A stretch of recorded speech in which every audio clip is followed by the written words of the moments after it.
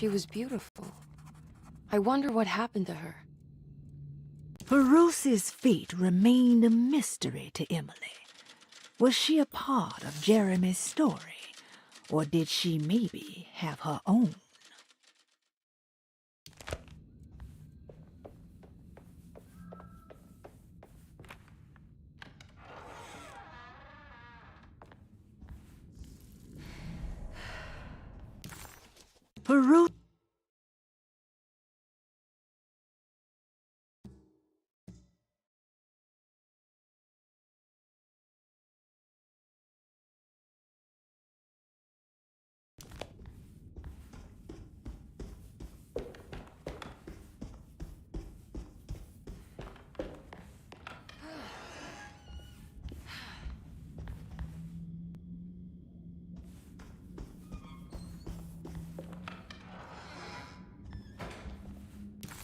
Peruse.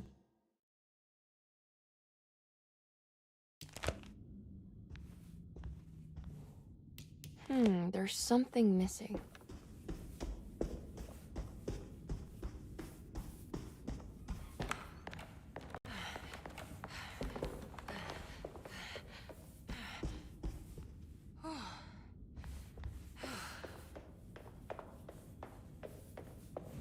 I need the key.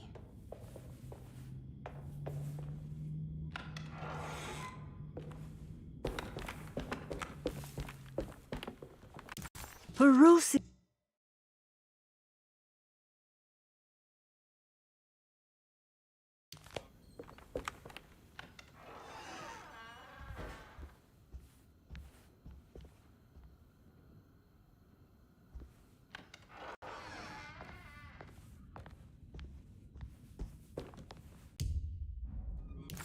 Peruse. Peruse.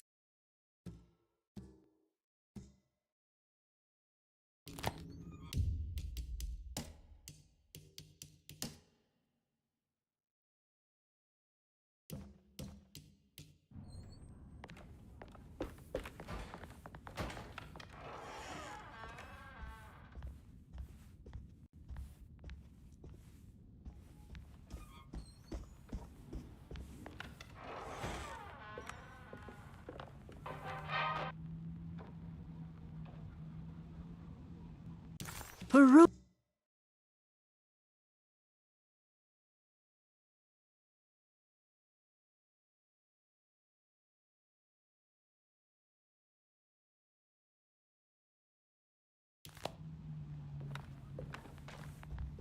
Peruse's fate remained a mystery to Emily. Was she a part of Jeremy's story, or did she maybe have her own?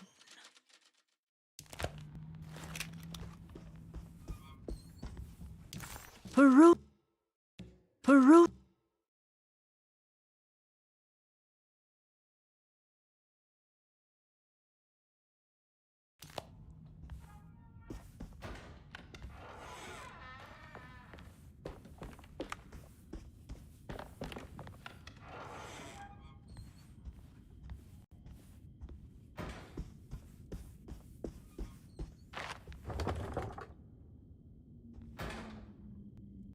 Peruse.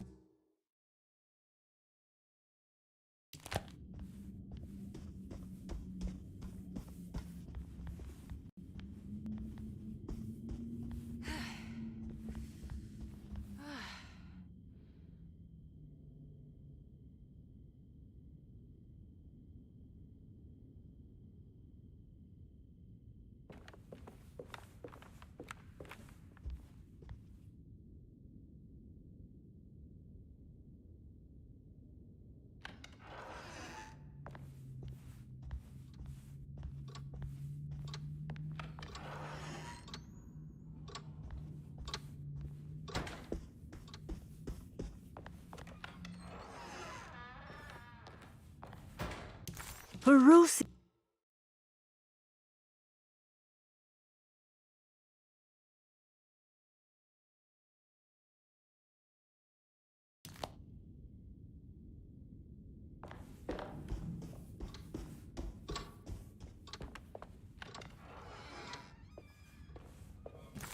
Peruse's Bruce's feet.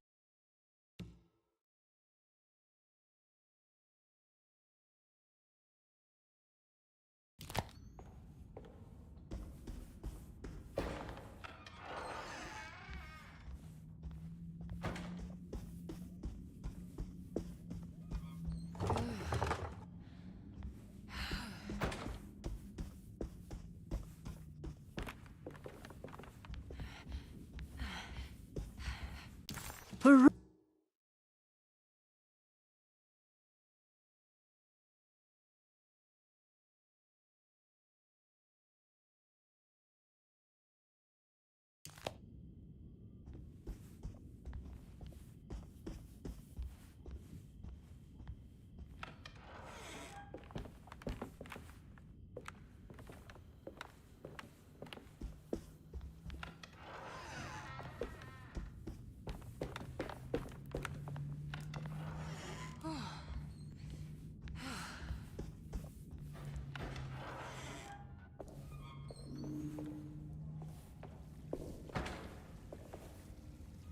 Bru-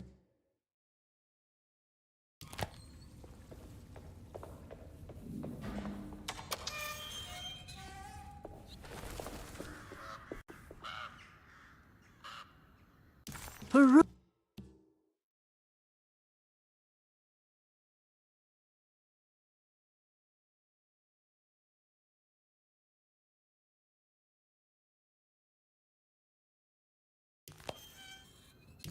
Bruce.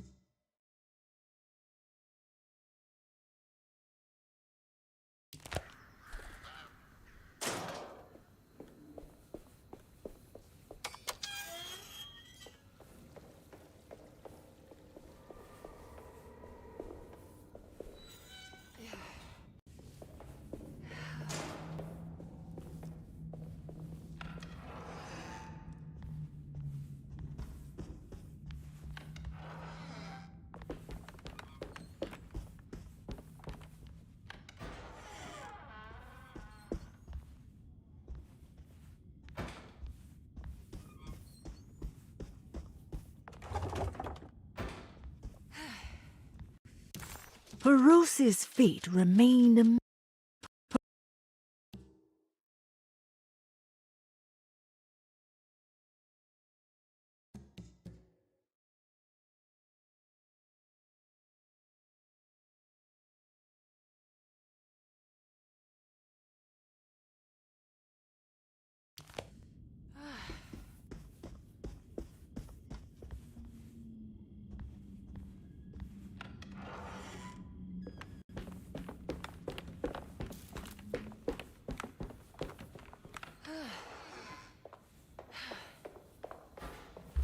I need the key.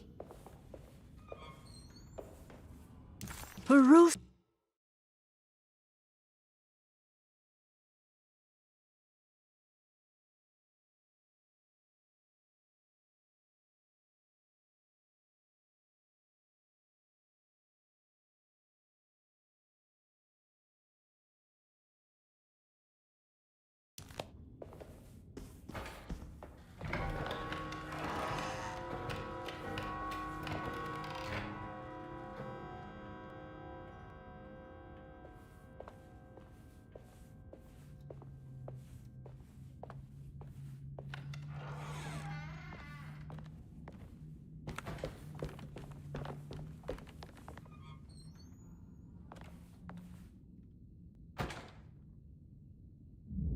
Looks sturdy.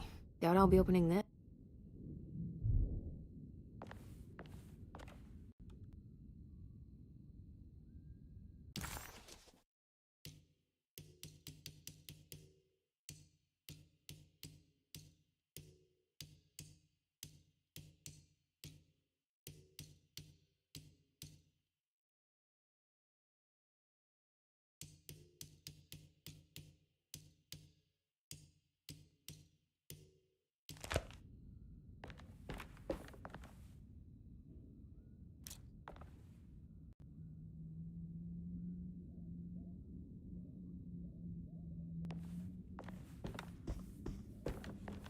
I need the key.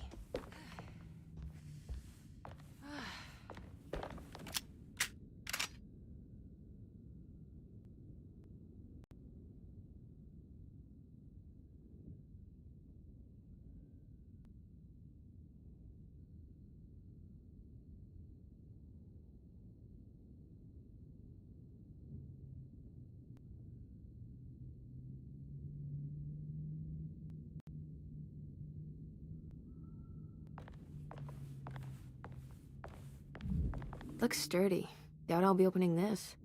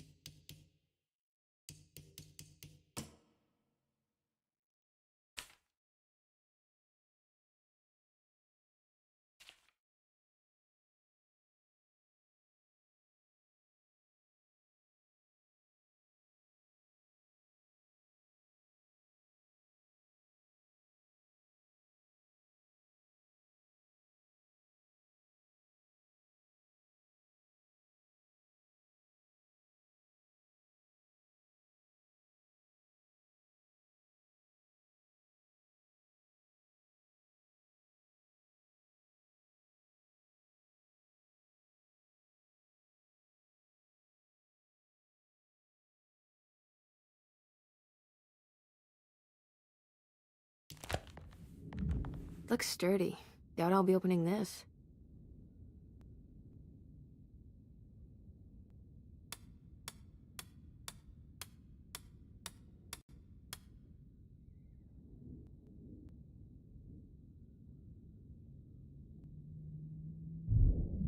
Looks sturdy. Doubt I'll be opening this.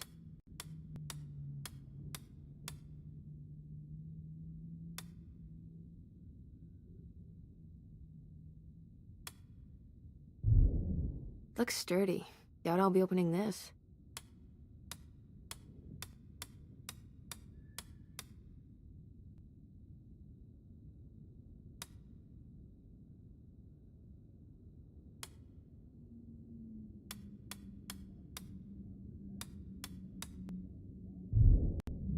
Looks sturdy. Doubt I'll be opening this.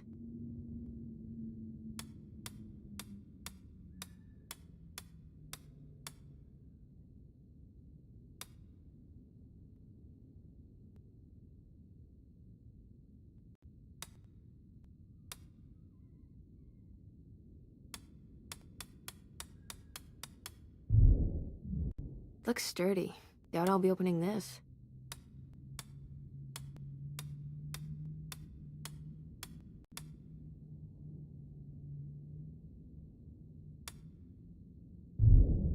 Looks sturdy. Doubt I'll be opening this.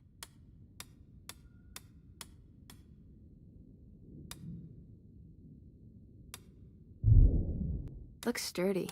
Doubt I'll be opening this.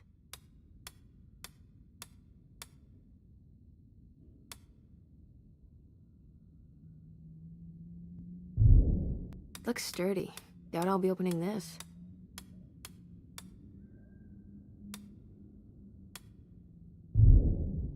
Looks sturdy. Doubt I'll be opening this.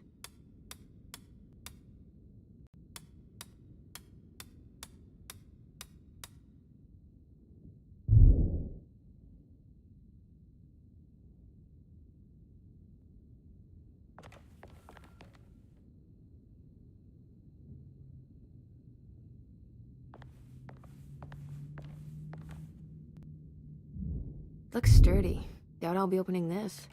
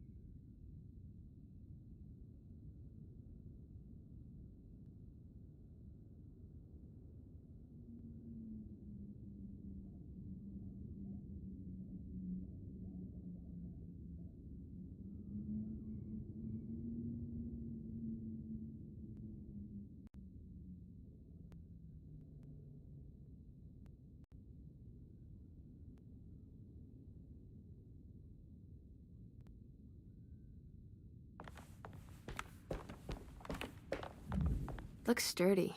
Doubt I'll be opening this.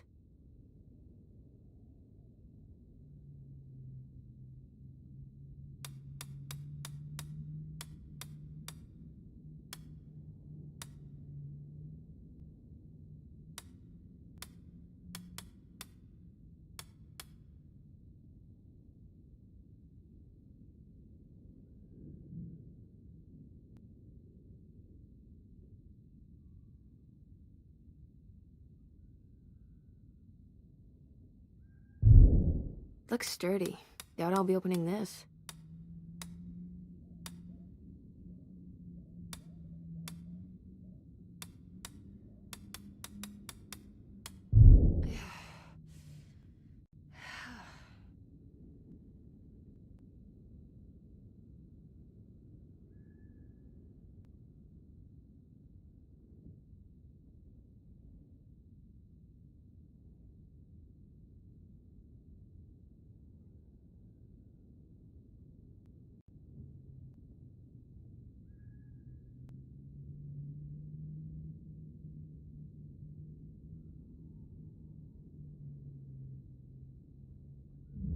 Looks sturdy. Doubt I'll be opening this.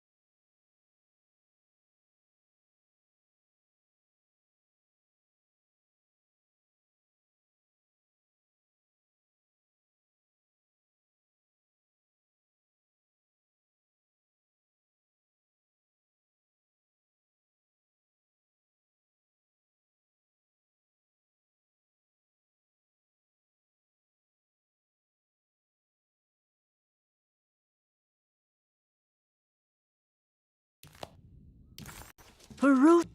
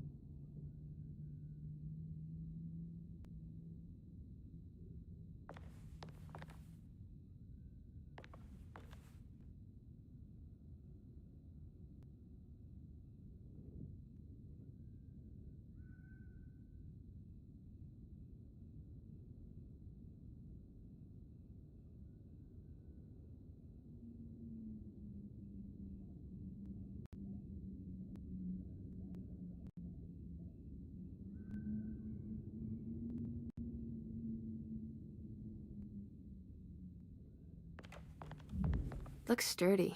Doubt I'll be opening this.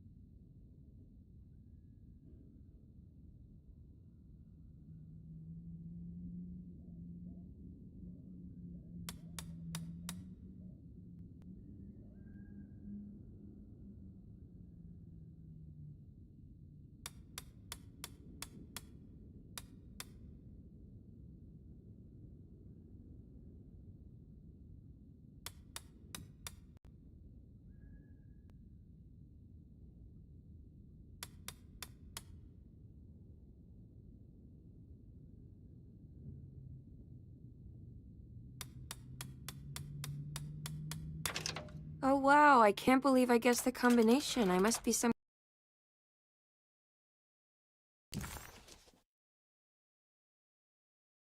kind of genius.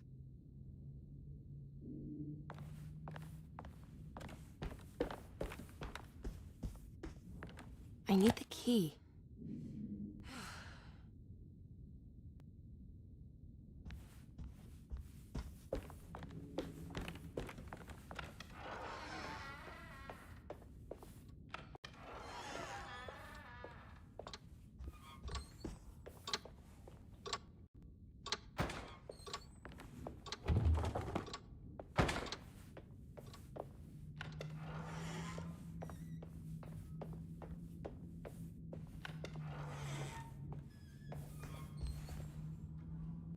Peru.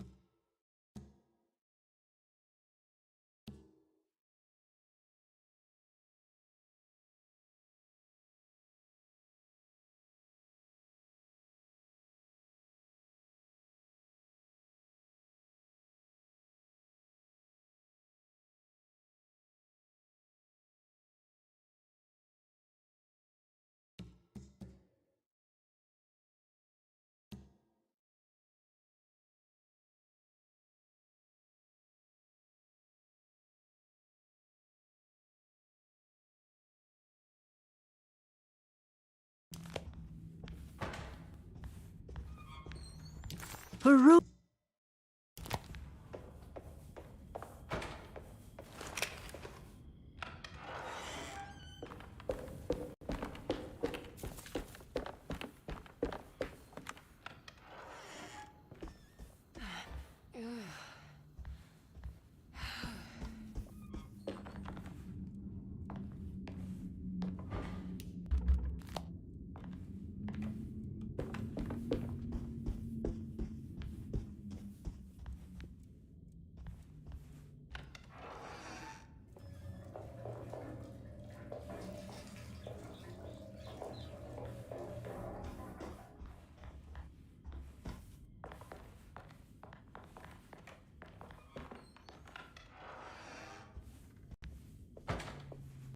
Peru.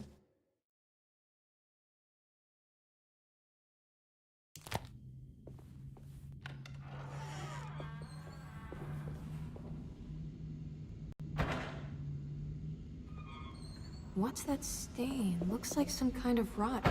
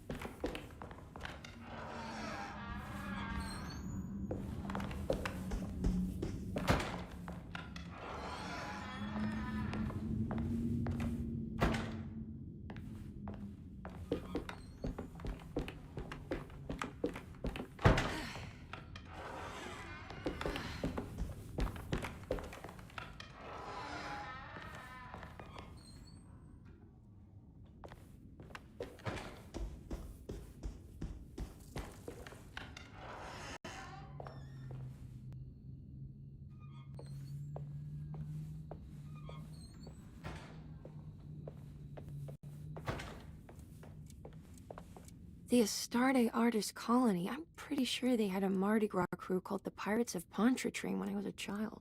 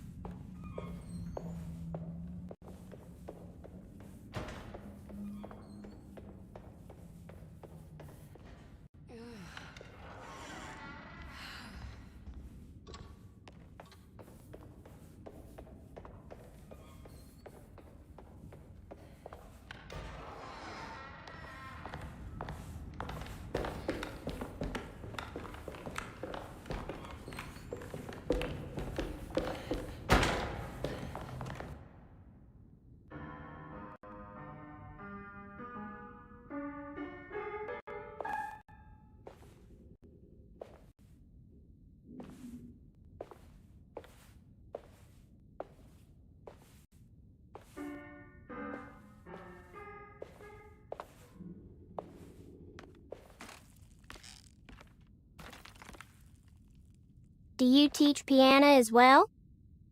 Huh? You're a governess. Did you teach those clawing Casino kids how to play the piano?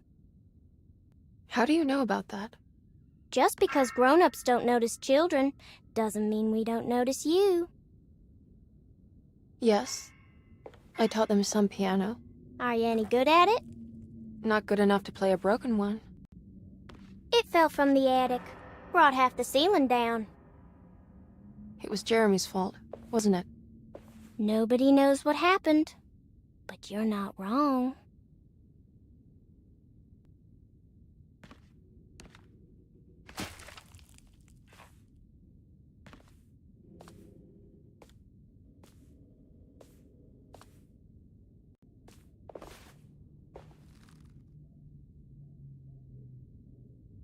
Ah!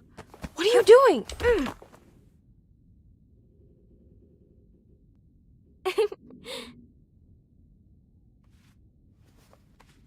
I'm gonna go now. See you around.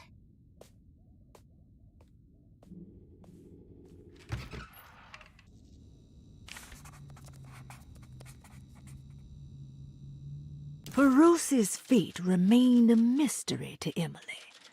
Was she a part of Jeremy's story, or did she maybe have her own?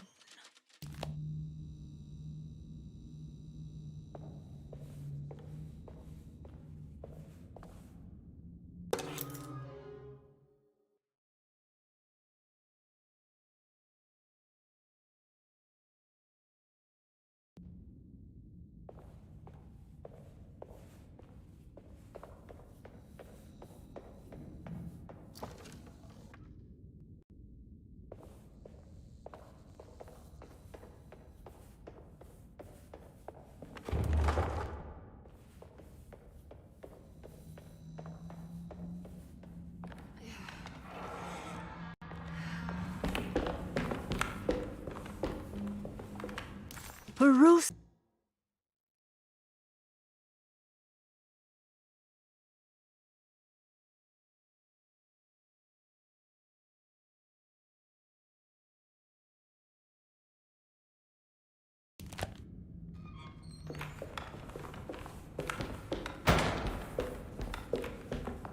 I need the key.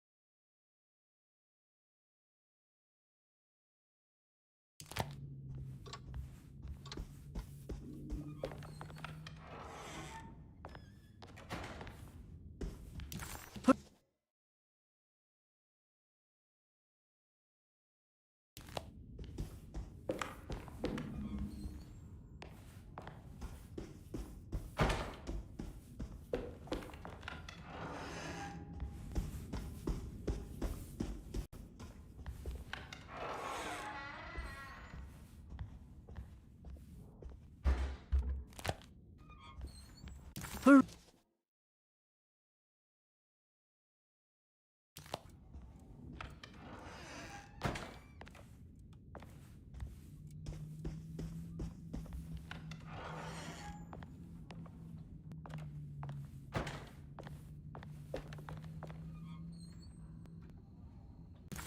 Perose's feet.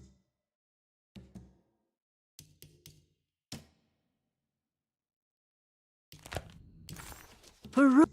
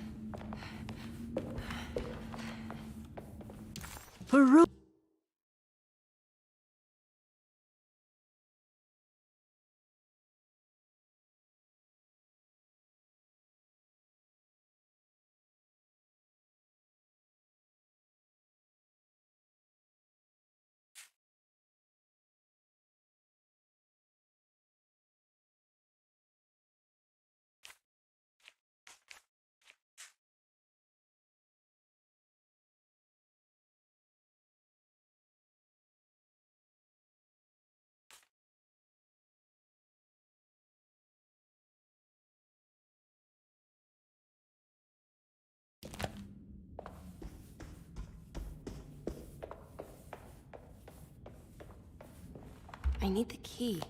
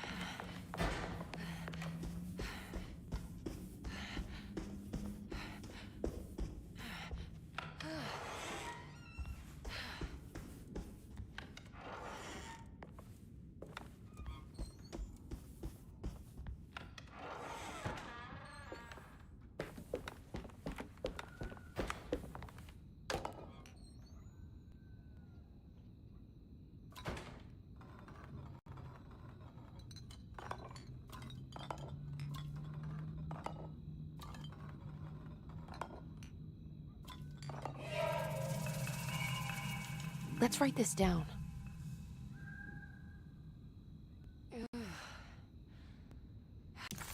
Perose's fate remained a mystery to Emily. Was she a part of Jeremy's story?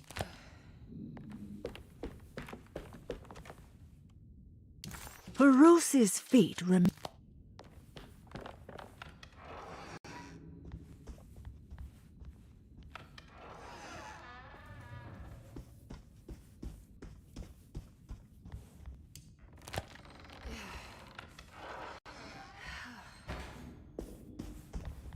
Perose.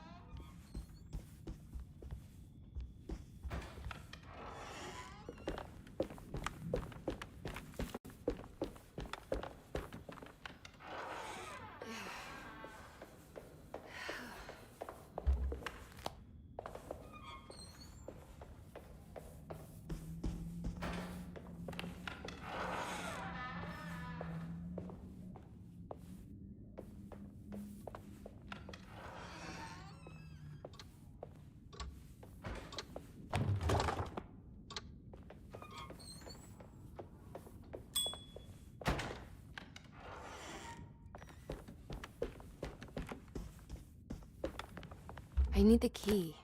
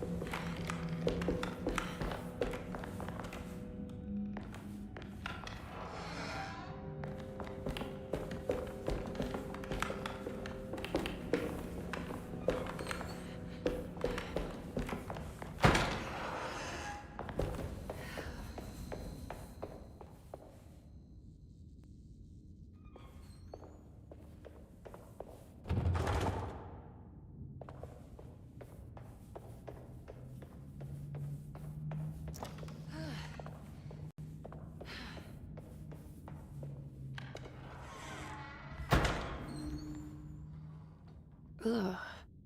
Ah, there's more of that unsettling rot. On the commonplace of evil, there lies virtue and stark irreverence, careless thoughts of luminous indifference.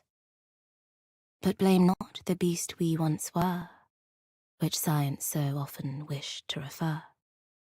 Not the wicked full of sin, it is you who stand and grin. All our good intentions aside, whereupon we build our pride. Sunless solitude, follow not this corrupting light.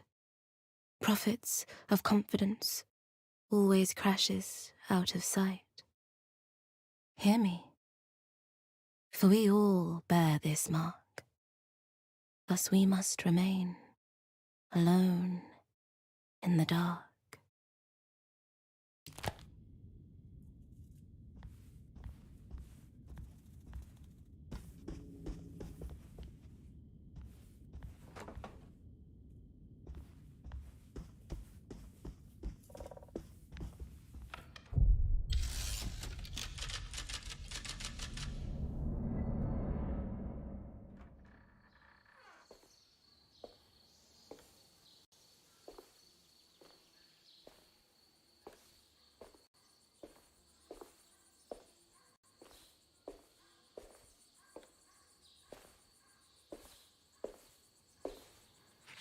You should not have come, Emily.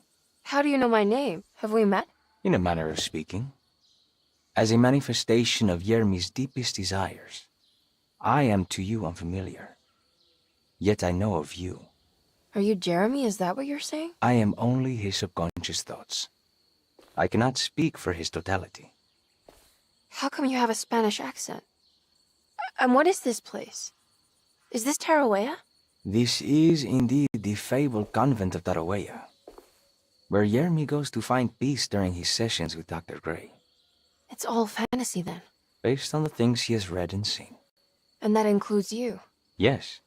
My name is Juan Luis Jorge. Yermi once read a book of mine. It stuck with him. Can you help me break the pact with the Dark Man so we can leave Dorsetto? Yermi doesn't want you to. He wants to honor his word to the Dark Man. Why? What's the point? I don't understand what the pact is for. The people of Dorsetto are calling upon evil to enter this world. Your uncle offered his soul to the Dark Man to contain this disaster. What? No, that doesn't make any sense. The pact will be fulfilled at dawn. As the sun rises, Yermi will forever be entombed in his sunken desert temple. As promised, the Dark Man shall quarantine and starve the evil inside their settle. What about all the patients and the staff? They will not stand a chance. That's unacceptable.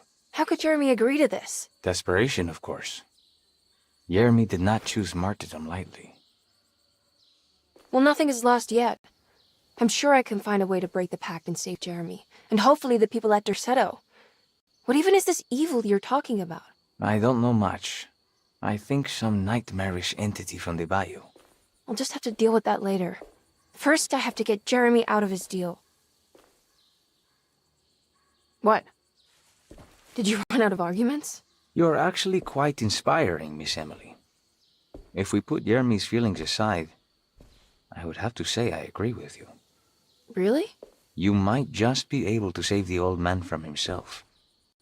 I think you should take a look in the convent library. Try to find the truth about Yermi's relationship with the Dark Man. Okay. You should know that you won't be alone in those grand halls. The Dark Man has been reading those books for years. He's here? You'll have to be very careful. Of course. I can be careful. Good luck, Miss Emily.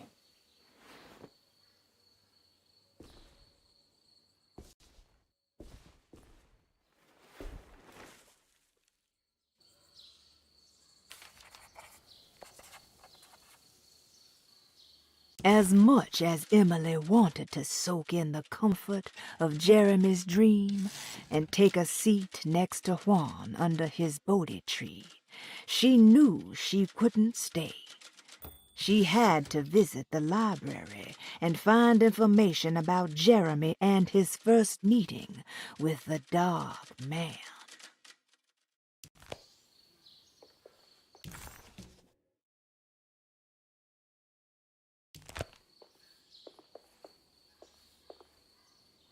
What is the Dark Man, do you know? The Black Sun. The stalker among the stars. The crawling chaos. No. Neither I nor Jeremy knows what he truly is.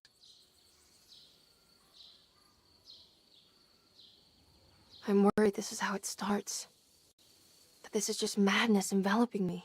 I'm sorry. There is no compelling answer I can give you to dispel such doubts. Well, I've put this off long enough. Take care, Juan. You too, Miss Emily. I will cross my fingers and hope for the best.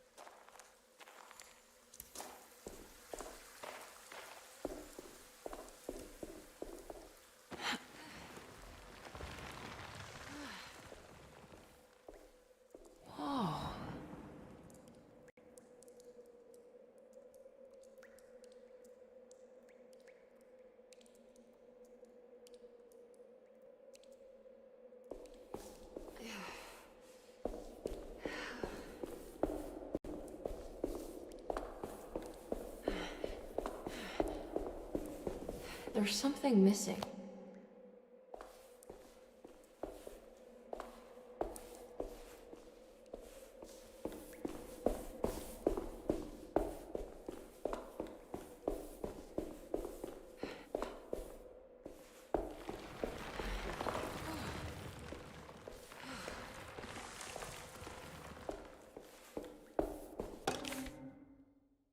The great library was endless, beautiful, and terrible. An Akashic record for the universe inside the mind of Jeremy Hartwood, now corrupted by a story forced upon him, told by a maniacal liar, an evil conjured by science and secrecy. I will suspend a room and lock away the foundation of his character. Its key will be left to the librarian, the only thing invisible to the prowler.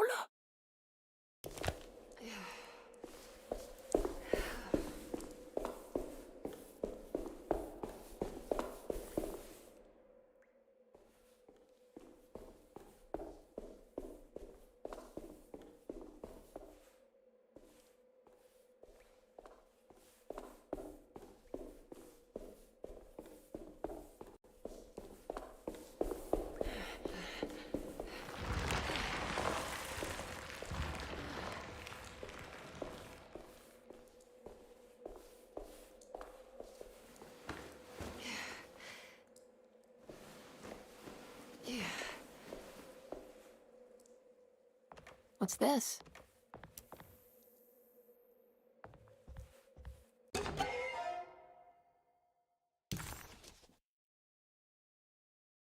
Bull worship is common throughout history. For Christians, this can be seen in Exodus when the Israelites turned to worship a golden calf in Moses' absence. This passage shows the people falling back to the worship witnessed in Egypt, known as the Hapes bull. Another famous example is the Minoans on the island of Crete. Their worship of the bull gave rise to the myth of the Minotaurus, the half-man, half-bull monster that reigned the labyrinth. But for this particular case, I think I should tell you about the deity Astarte that brought the Taurus constellation to life to attack Gilgamesh. Even for a mythical hero, this celestial bull would prove difficult to defeat. Only by distracting the bull with a golden sail was Gilgamesh able to pierce an eye with the spear, which bled the bull to death.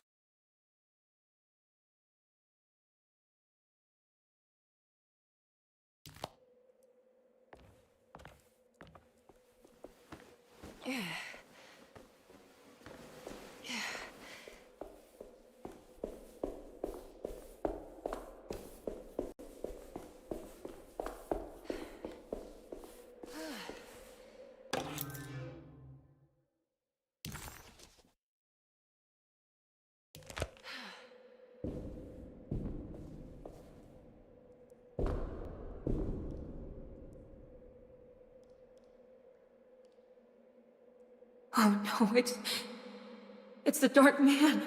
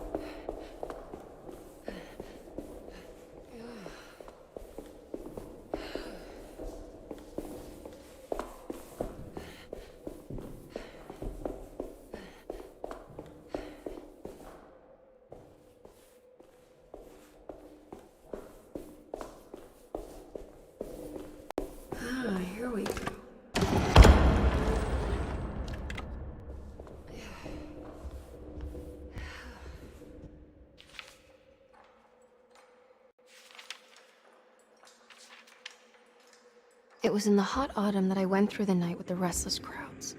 He was a kind of itinerant showman who held forth in public halls and aroused widespread fear. The New Orleans address of the event is lost, but I remember distinctly the Prext Shipping Company pressing their contribution. Emily!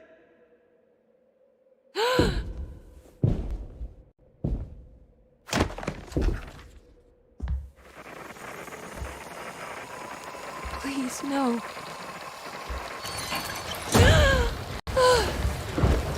I hope you found what you were looking for, Emily. I fear there is no going back. He's in my head, Juan. His breath replacing mine. You should not have come, Emily.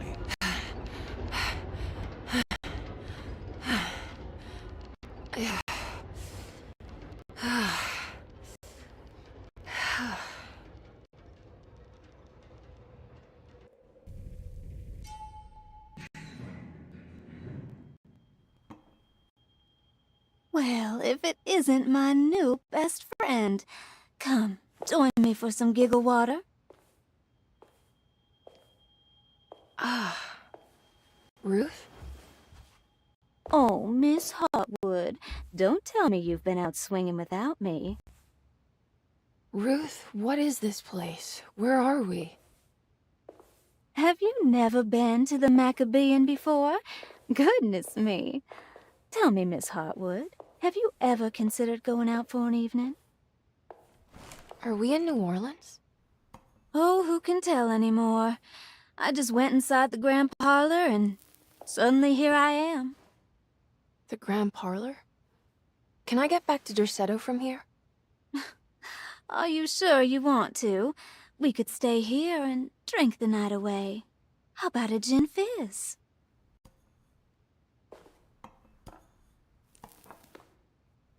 If this is New Orleans, maybe I should go further. Find that magic show the book was talking about. But there was no address, just Prext Shipping Company. Oh, is this about where Jeremy met the Dark Man? How do you know about that? Jeremy talked a lot about the Dark Man. I always felt a bit envious. How so? If an all-powerful entity showed me any interest, I'd at least hear him out. I'm sure he has plenty to offer. I don't think you'd want that, Ruth. You're too sweet for such darkness. Oh, please. What kind of blue nose do you take me for? I relish the darkness. I think it suits me.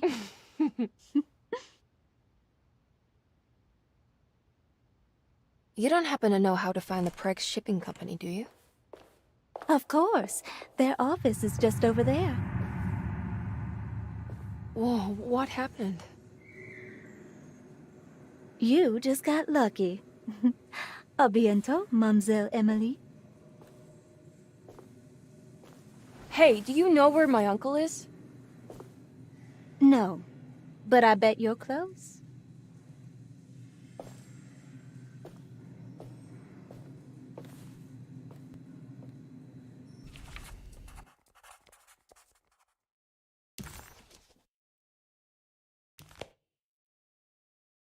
It was in the hot autumn that I went through the night with the restless crowds to witness the enigmatic Black Pharaoh. He was a kind of itinerant showman who held forth in public halls and aroused widespread fear wherever he performed. It was the sort of thrills my father sought out, especially if there was a promise of electrical trickery. The Nolan's address of the event is lost, but I remember distinctly the Prext Shipping Company pressing their contribution in the morning papers. There were rumors of an Egyptian sarcophagus being a part of the act, something which kept me wondering how they had carried that up the seemingly endless stairs. The details of the showman's performance have almost been entirely replaced by dread, the kind that numbs and hides the terror of something unbearable. What is certain is that ever since that night, I can't remember a single day passing without seeing or sensing the presence of a dark man.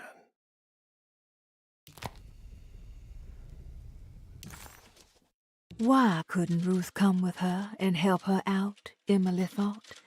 She really didn't want to be alone anymore. At least Emily was back in New Orleans again, in front of the warehouse of the Prext Shipping Company. According to the book in the library, she should find the address to where Jeremy first met the dark man inside.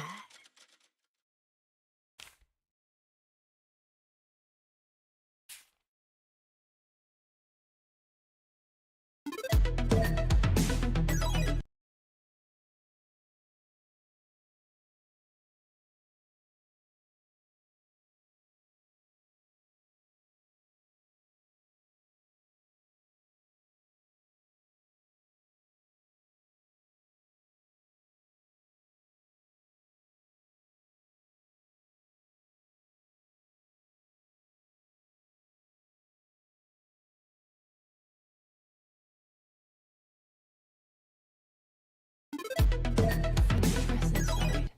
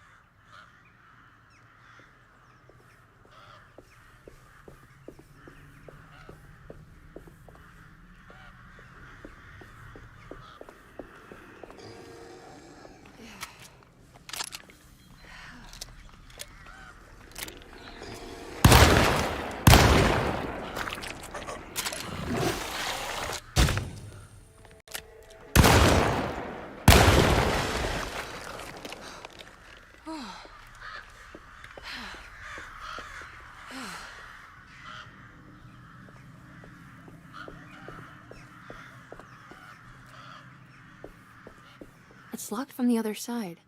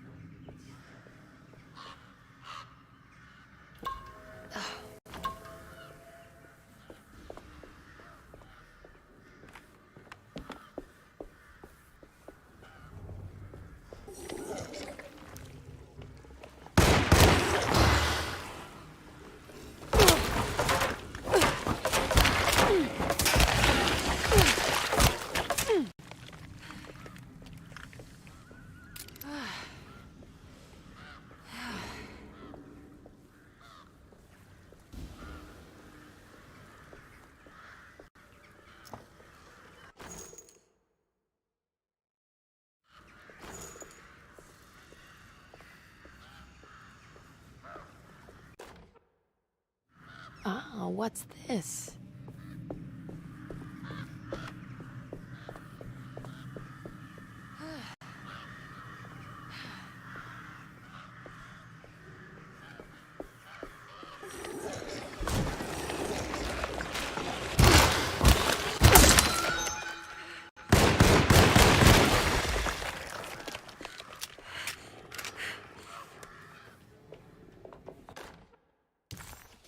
There's a way through the sewers.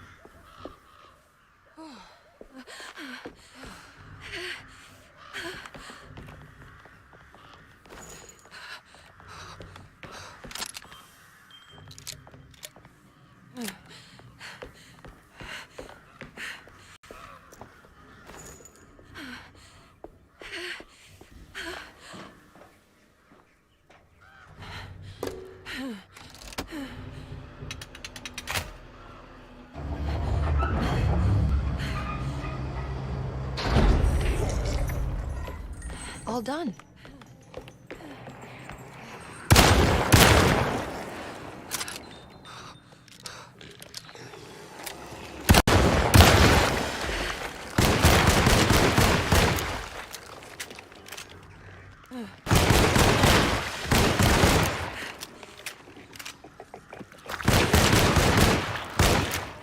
I'm out of bullets.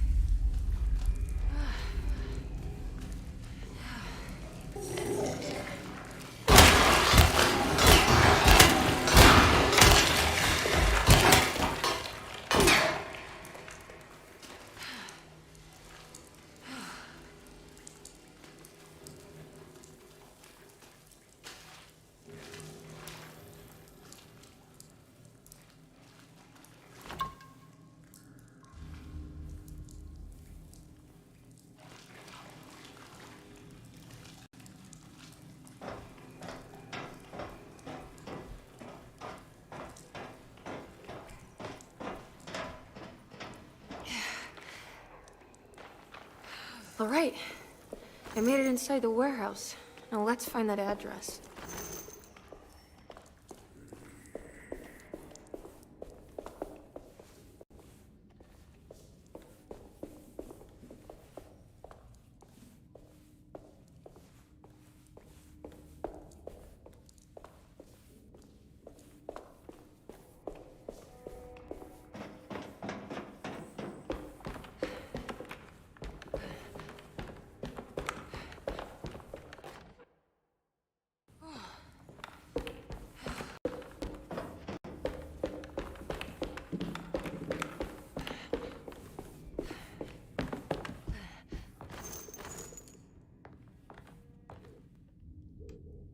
This is getting ridiculous.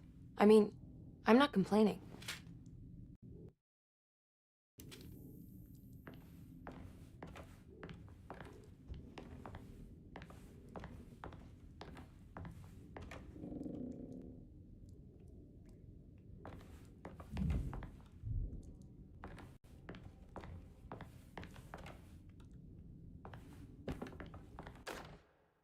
Our ship was raided while in dock. All of his things were recovered, but blood was shed. Several men were carried into the Mississippi River and drowned by ones who live in the deep. All items have now been signed and delivered. Now best keep the papers safe. What is left? Later is right, and hell is back again.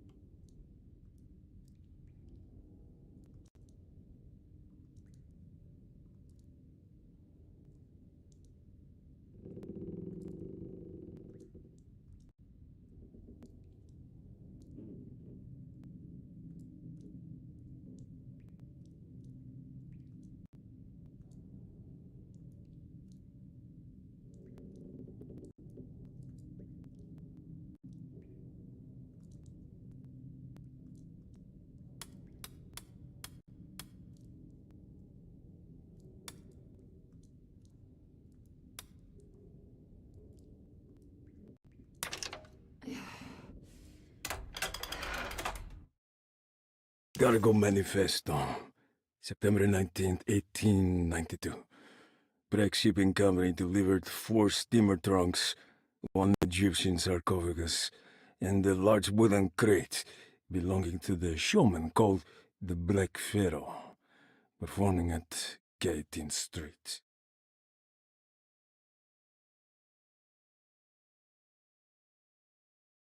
Gotta go manifesto. This is it. The address to the theater where Jeremy first met the Dark Man.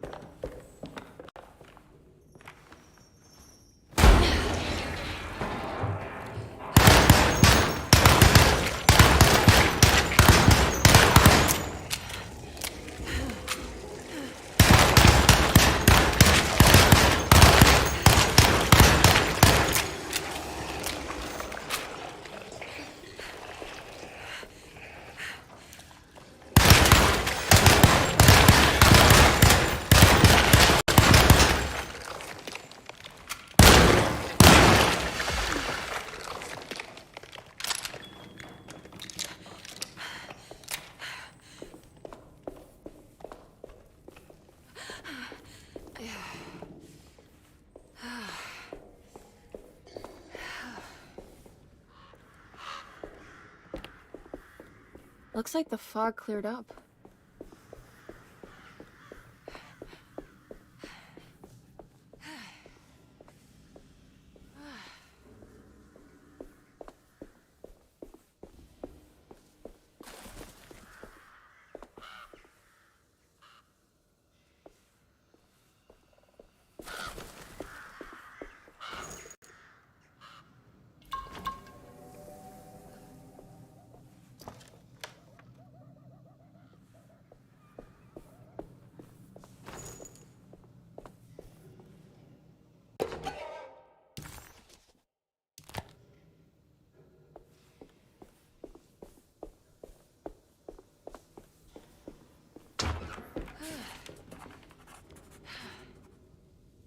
Emily didn't recognize this part of town.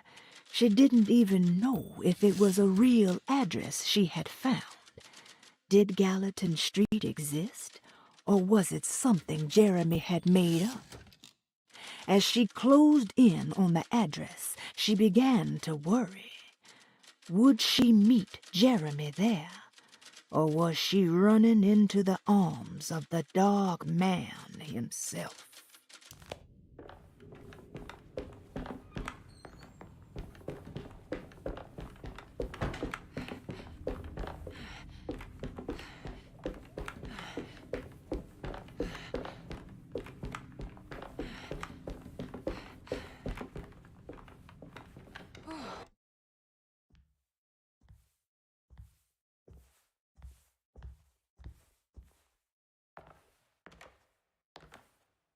You shouldn't have come.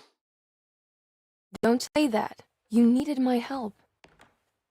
All I wanted was to keep people away from DeSoto. Especially you, Emily. You're the only one in the family who forgave me for choosing old age over death.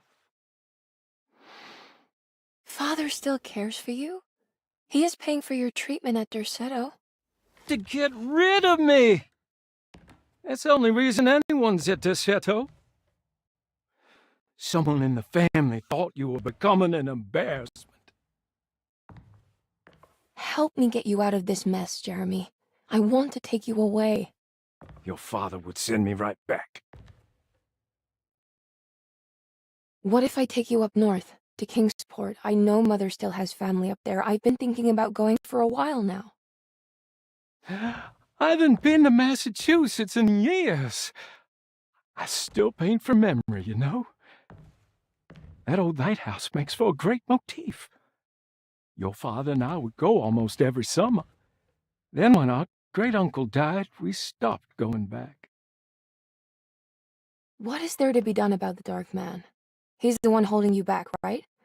You feel like you can't leave without paying your debt to him. The Dark Man has been with me since I was 12 years old.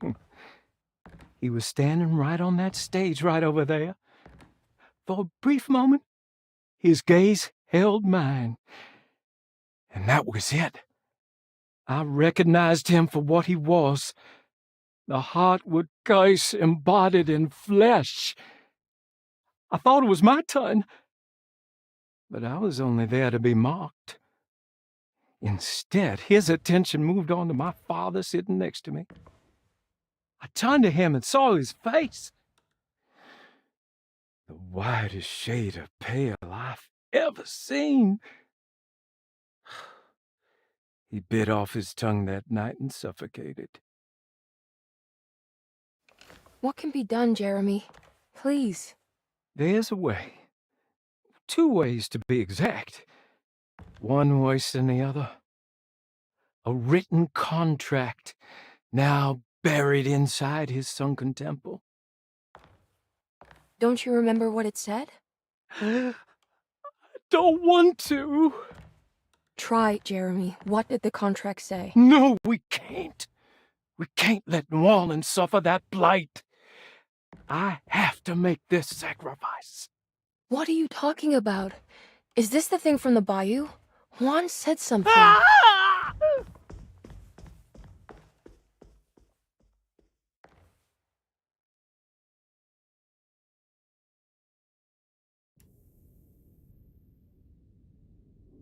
Okay, so there is a way to break the pact at least. Hidden somewhere inside the Dark Man's temple. I just need to find it. Somehow.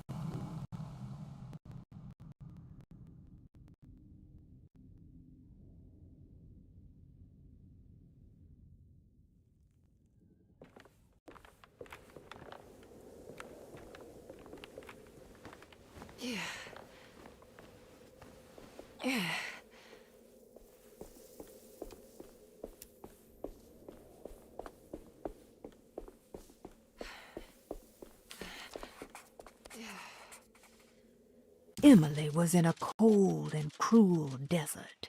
As her feet pushed into the ancient dunes, her mind flickered to the beach in Kingsport, where the shadow of the tall lighthouse crossed the coast like a needle.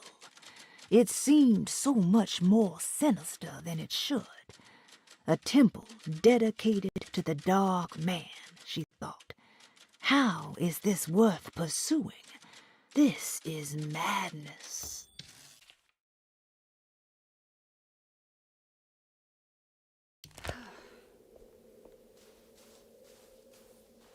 Whoa.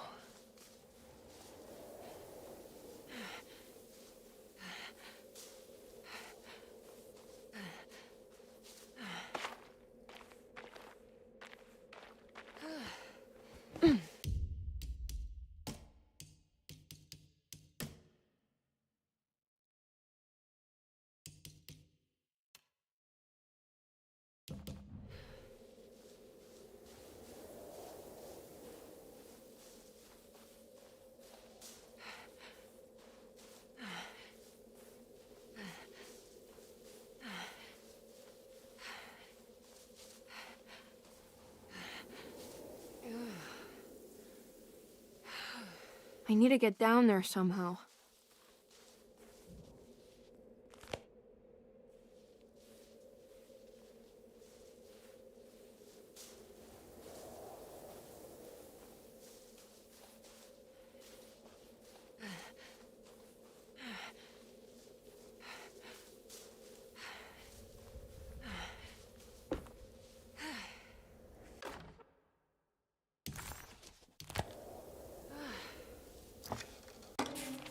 The temple of Nephron-Ka lies under our camp. Despite all efforts, that unholy site did not collapse, but sink beneath the sand.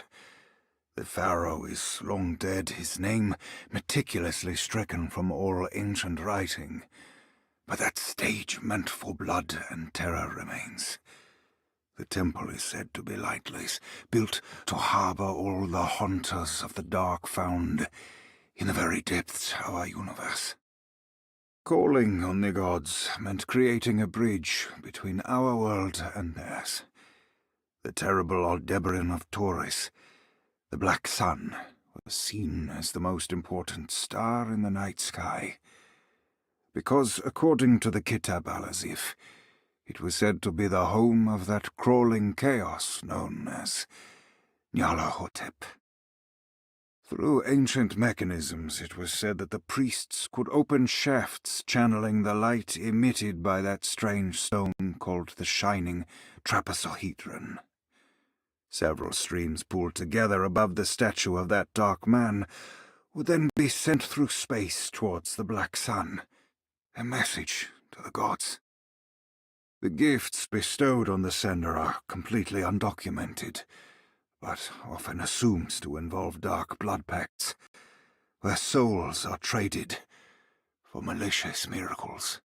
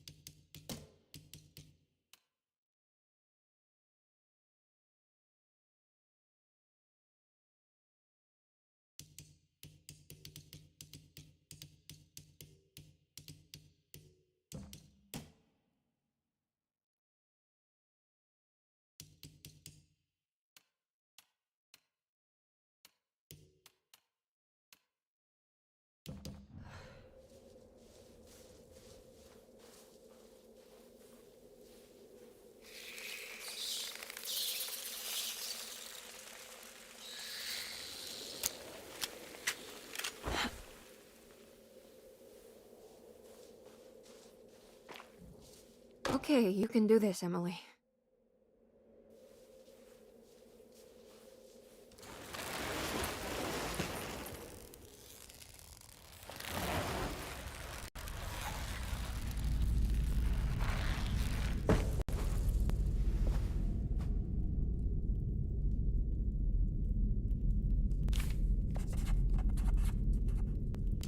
felt a wave of despair as she recognized the temple she had entered. It was where all her dreams eventually led her. Like roads to Rome, her darkest thoughts always brought her here. Was the dark man behind all of her family's suffering? Was it the same creature wearing 1,000 masks? Finally, feeling her own sanity slipping away, Emily steeled herself and set off in a hurry to find Jeremy's contract with the Dark Man, so she could leave this cursed place.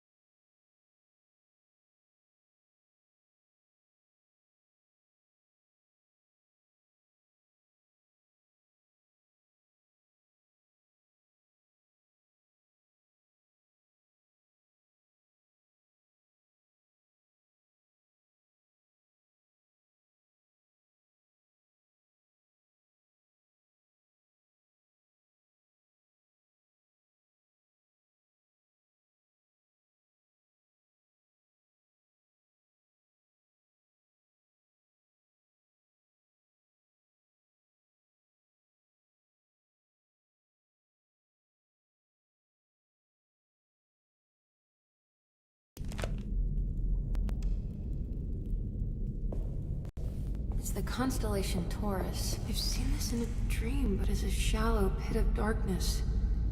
This is definitely where the contract is hidden, but how do I get to it?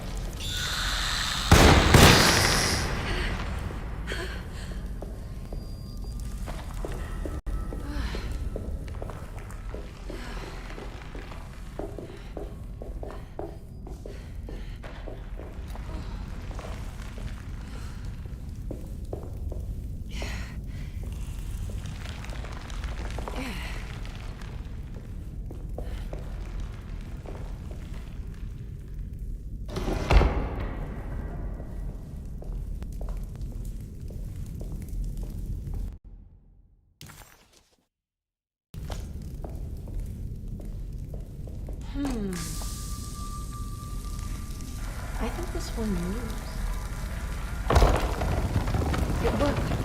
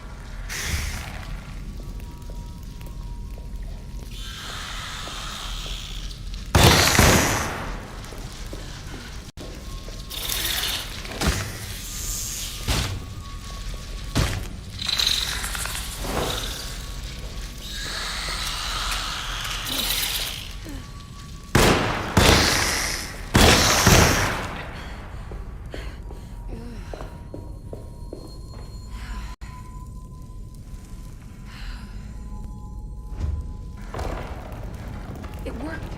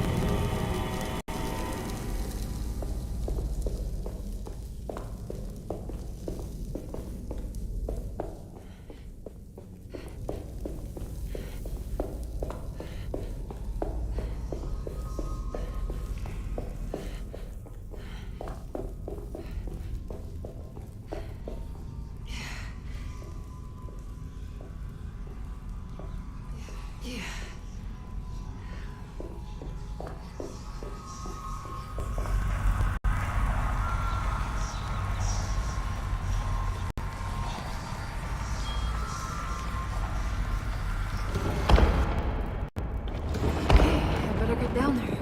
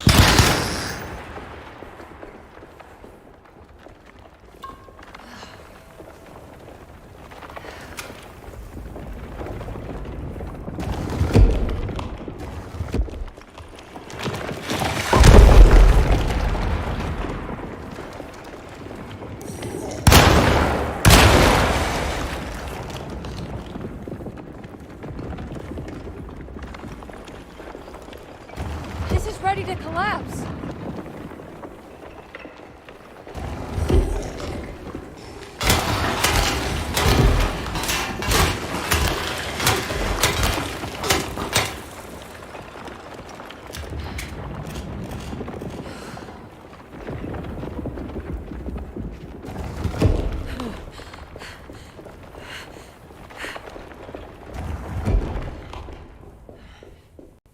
What's happening?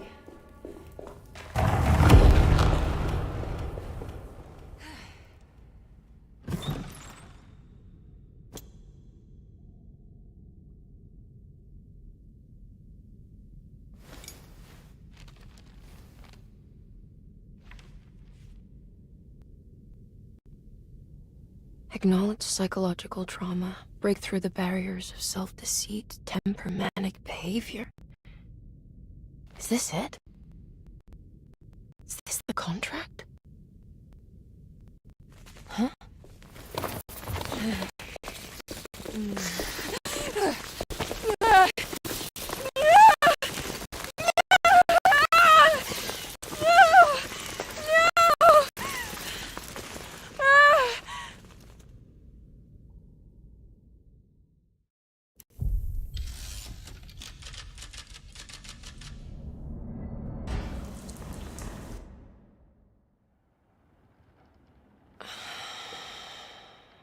Oh, Jeremy. How much pain and suffering you could have prevented. Emily? What are you doing? Detective, how is your investigation going? Well, I still have no clue where Jeremy is, but I think I know why he's hiding. This place is full of lunatics planning to perform some kind of ritual tonight. Well, that sounds ridiculous. Or rather would have just a day ago. It gets worse. I have reason to believe they killed anyone who didn't want to go along with the plan. Detective, have you encountered any monsters tonight? I just told you, I think they killed people. Beauregard, the author, Perosi, the singer, Mr. Waits, the clerk, Mr. Chance, the gardener, they're all missing. No, I mean, have you fired your gun tonight? Of course not. They wouldn't just kill outsiders like that. It would bring too much attention. But you should keep your eyes open. So you haven't seen anything strange?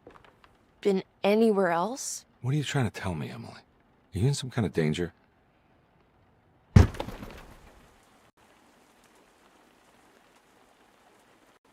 Let me drive you back to New Orleans. I think I have enough. You know, at least get the police to take a look at this case. No, I'm fine. Thank you, Detective. I'll find your uncle, Miss Harwood. Just stay out of trouble.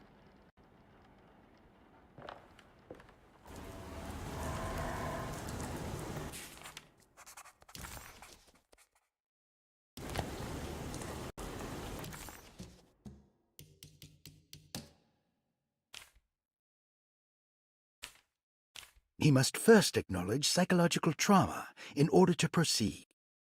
The lying must stop, so we can break through the barriers of self-deceit. Medicine has failed me. Nothing can be done to dispel the hardwood curse. Only the sacrificial dagger may release the despair from Jacob's eye.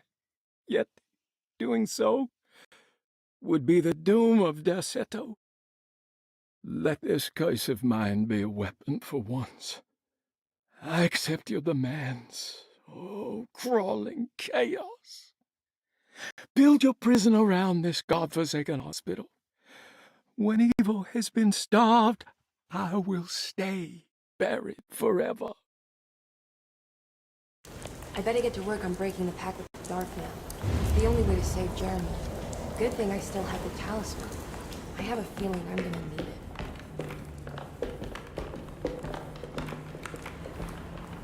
It's getting rough out there.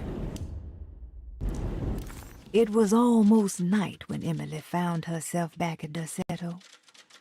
What exactly had she been doing? And what was Detective Conby talking about? Did any of her findings make any sense? All she knew was that she wanted to figure out what the 3 steps to the contract entailed and how this was connected to Dr. Gray.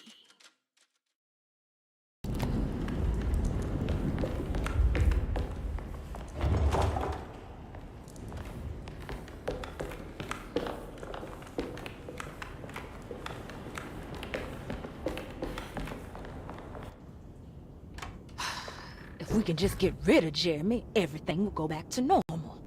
That reminds me. I saw Miss Emily earlier. You remember her? You know she's Jeremy's niece. She's looking for him. That's right. She's helping us, in her own way. As long as she don't stand in the way of the mother of 1,000 young. I don't think she knows or cares about that. She just here for Jeremy. I've been more worried about that Detective Conby fella. He been snooping around asking all kinds of questions. God, it hurts. I wish you would stop doing that. Gives me the heebie-jeebies.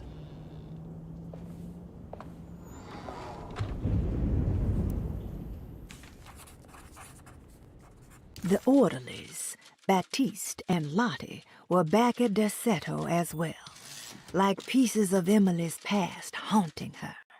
She couldn't figure out if they were on her side or not, and what was Lottie suffering from?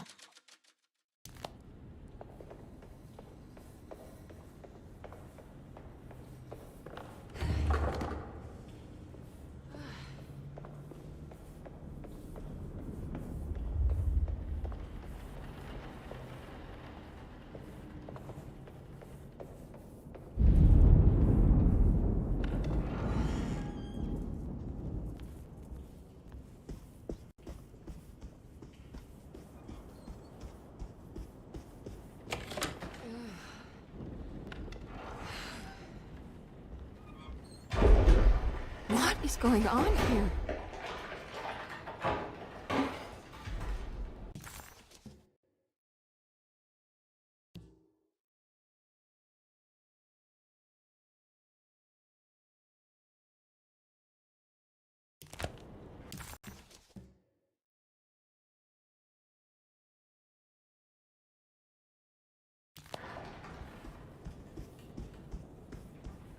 It's blocked.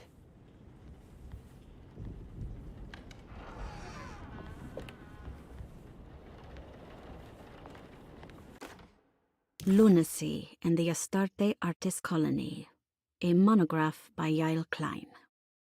In early 1909, the old Derceto plantation outside of New Orleans was turned into an artist's colony.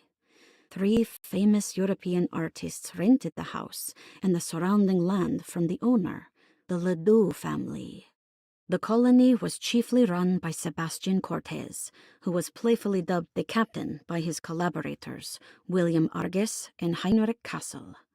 The colony existed for 6 years, until one day all 12 members disappeared without a trace. It is widely believed that their disappearance is connected to the disastrous hurricane that passed through on September 29, 1915, but nothing truly supports this claim. What is known is their frequent participation in New Orleans nightlife, their love for hosting parties, and their elaborate contributions to the Mardi Gras parades as the Pirates of Pontchartrain. Accounts of their lifestyle can be found in almost every gossip column. It can effectively be summed up as carefree and bohemian. In late June 1909, the name Astarte first appeared in the newspapers. Cortez said the name came to him as he was painting. There is never any claim to knowing about the ancient Phoenician fertility goddess with the same name before this time. His fellow colonist Heinrich Kassel did know, because he later produced sculptures that show clear references to ancient idols of the goddess. It's impossible to know for sure how this name suddenly made an appearance, but it is interesting because of Derceto's history. Even the name Derceto is the Greek name of a Syrian fertility goddess. In the case of naming the plantation, Derceto was certainly not an accident. We know that Elijah Pickford intended to build a temple for his cult, for he had distributed pamphlets 2 years prior to the purchase of the land, advertising his intentions. His followers were estimated to be almost 100 men and women, mostly sailors, Maroons, and Cajuns, when the plantation was built. To outsiders, Derceto registered as an ordinary slave plantation, which enabled Pickford and his flock to remain hidden for decades. The official story is that the cult lasted until 1862, when the Union Army came and burned down the plantation and scattered all who lived there. Following the Civil War, new people started to congregate in the ruins of Derceto to invent a new fertility goddess, the Shub-Niggurath. As much as Derceto is a particular name to have heard of, it's not entirely uncommon among the learned. Astarte is equally known and could have been subconsciously chosen by well-read artists. Shub-Niggurath is, on the other hand, very uncommon. Almost impossible that anyone in Louisiana would have heard that name. The name is referenced only in rare books like Unaussprechlichen Kulten and the Necronomicon, and is believed to be a bastardization of Arabic words meaning pertaining to the dark young. The few paragraphs printed on the goddess are so upsetting that no one in their right mind would want to build a religion resting on such qualities. The Shub-Niggurath cult was hard to get rid of, but it is believed that despite the police jailing and killing several cultists over the years, the main culprit in the cult's demise is the cult itself, which seems to line up with every instance of cult activity on Derceto's grounds. When Captain J.W. Norton of the Union Army arrived, he described the people at Derceto as malnourished and maniacal. As much as the army tried to save them, they fought back with fervor, as if nothing was going to stop them from slowly destroying themselves. While the disappearance of the Astarte artist colony remains a mystery, the recurring motif seems to suggest that their fate involved lunacy and a hunger for self-sacrifice to that fertility goddess with 1,000 names.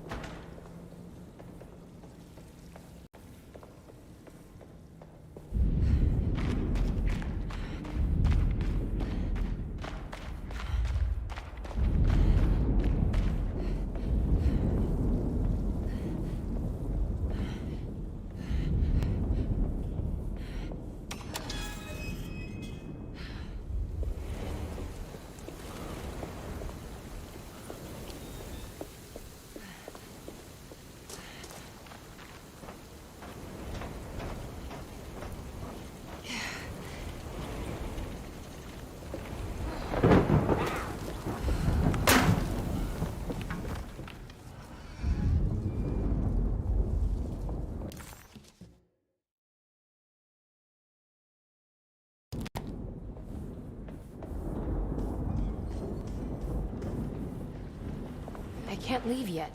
I need to get Jeremy out of here.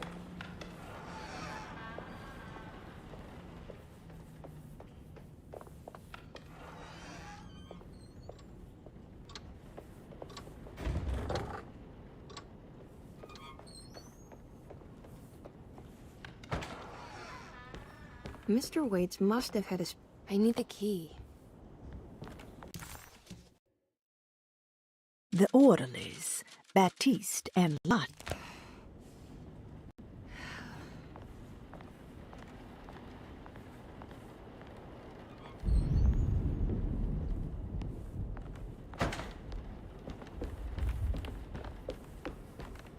I don't know the combination.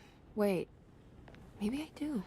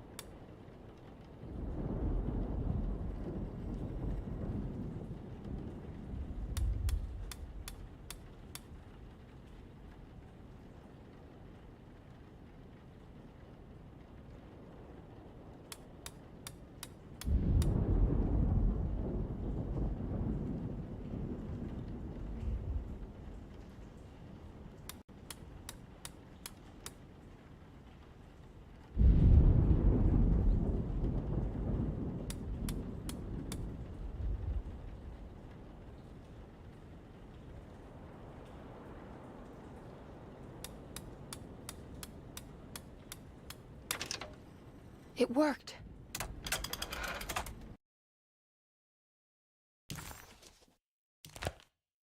The last guest in the empty room suffered from severe maladaptation. I must write this down, because if I understand the condition sufficiently, it could make me deny this fact at a later date, and there is reason for me to think I may come to suffer the consequences from this dysfunction, as some who came in contact with the guest seemed to adopt a new worldview in which everything was predetermined but broken. Upon accepting this worldview, some memories became unmanageable and later rejected. I do not know what this means. I cannot even remember the fate of the guest. I think they were simply misplaced one day and forgotten. Just like all documents pertaining to this guest, they have all been destroyed, or they never existed in the first place. Who wrote this? There has never been a guest in the empty room.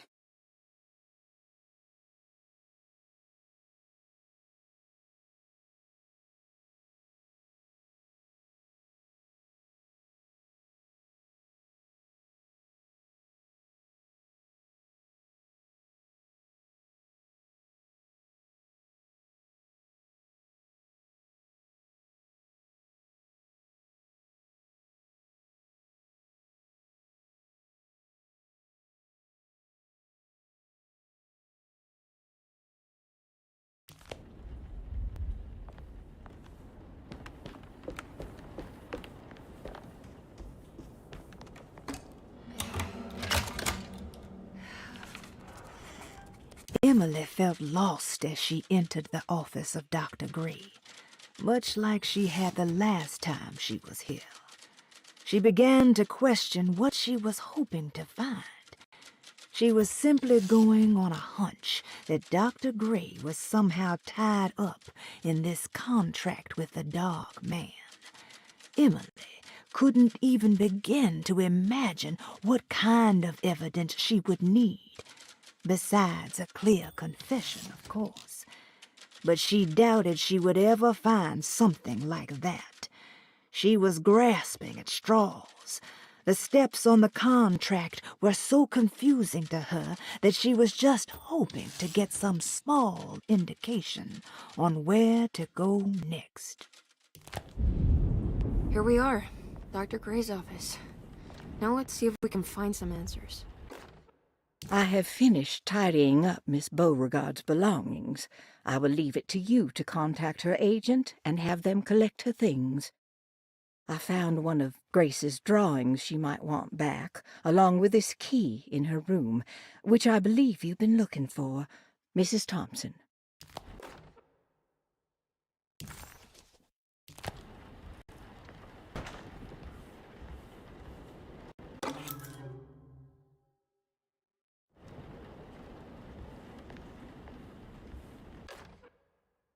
Dearest Dr. Manzetti, I find myself in a losing battle with my patient. As I've disclosed in my previous letter, his delusions have him completely captured. It's bad enough that he is torturing himself with paranoia, but his madness turns out to be quite persuasive to others, effectively laying the ground for mass delusion. I am writing to you in hope that you can give me some guidance. Beyond my ambition to avoid devastating surgery on my patient, I have grown worried about my own defenses. The words of my patient are deranged, yet they often resonate with something primitive within me. I have tried photographing his brain with X-rays. It was surprisingly difficult to get good results. Dark blotches on the plates kept obscuring all details. My patient looked at the bad plates and cried out in terror, telling me the dark areas was the shadow of the worm, eating him from inside. I could not see anything out of the ordinary. I hope this is a sign that my mind is not as receptive to the madness as I had feared. After further inquiry, my patient described the shadows inside his mind as some kind of chthonic monstrosity that wants to undermine his sanctuary. This is clearly a reference to a place he calls Teroea, a sort of library or convent that works as a psychological haven. With this imaginary haven threatened by this Chthonian, he has now constructed another, less pleasant hiding spot. Lately, he has been bringing up a metaphor of a steamboat that has run aground, that he feels like he needs to start the engines and reverse, but he is afraid that the hole in the hull would cause the whole ship to sink. I've been watching him turn this metaphor into reality for the last week. He knows it's made up, but he is doubling down, trying to make it a real memory. I feel certain that this is my chance to break through the barriers of his self-deceit.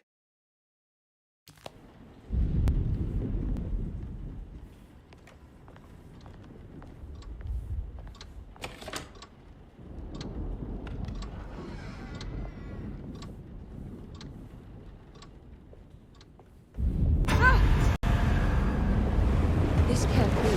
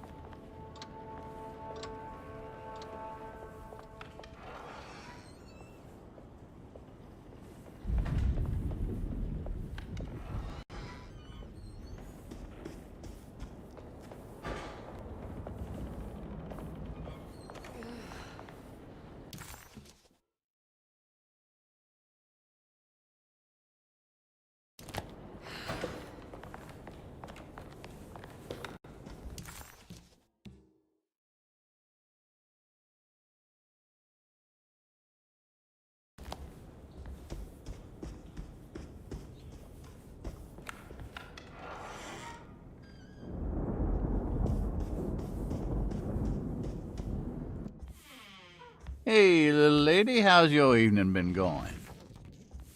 Ups and downs, I suppose. I hear that. We all live in the life of an elevator operator. Are you alright, sweetie? Do you want to see my mask, miss? I'm making it for St. John's.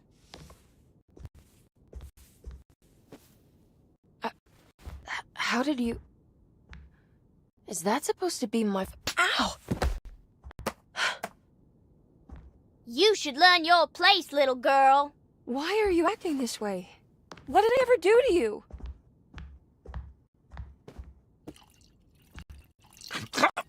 Grace! Grace!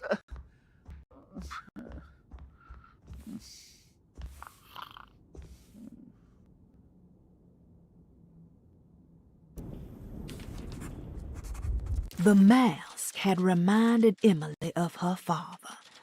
It didn't seem like a chance connection, but a purposeful reference made by that child. How could Grace have known what he looked like, and that it would upset Emily so?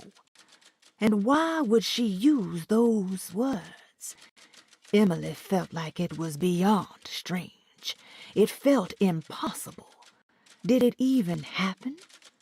Was she losing her mind?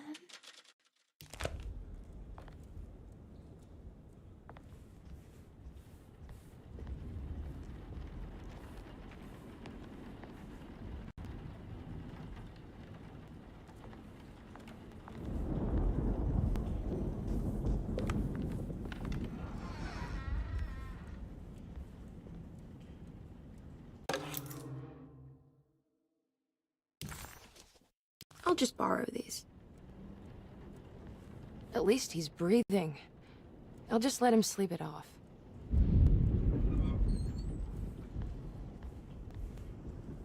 There's something missing.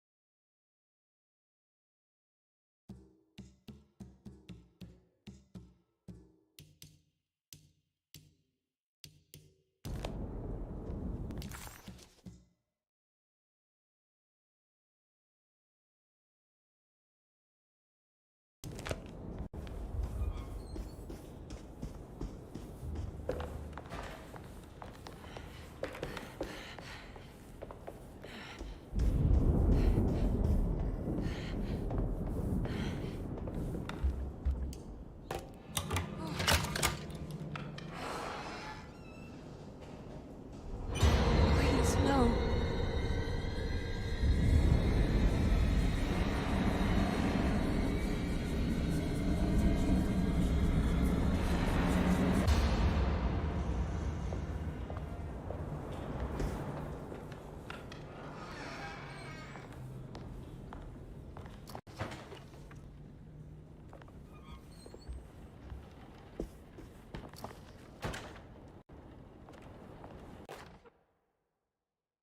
Sometimes, I think this place makes me worse. That Derceto might be my grave. A coffin made of ostentatious architecture. A Taj Mahal for the drunken depressed. There's something about Derceto. Something about Dr. Gray. Like we all pretend that we're here to get better, when in fact we are here to be forgotten.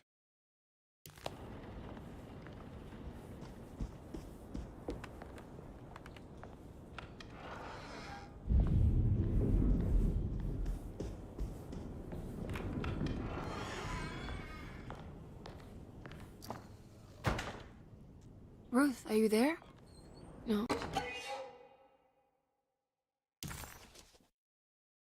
Of course not. Castle built the zoetrope as an exercise in animation. He is very interested in moving pictures and has even ordered an aeroscope camera for the colony. I'm looking forward to seeing what kind of phantasmagoria he will produce. For now, his zoetrope entertains me greatly. It's not the little man passing his head, while quite humorous. It's the spell of that flickering light as it rotates. I swear it takes me back to my childhood in a most profound way.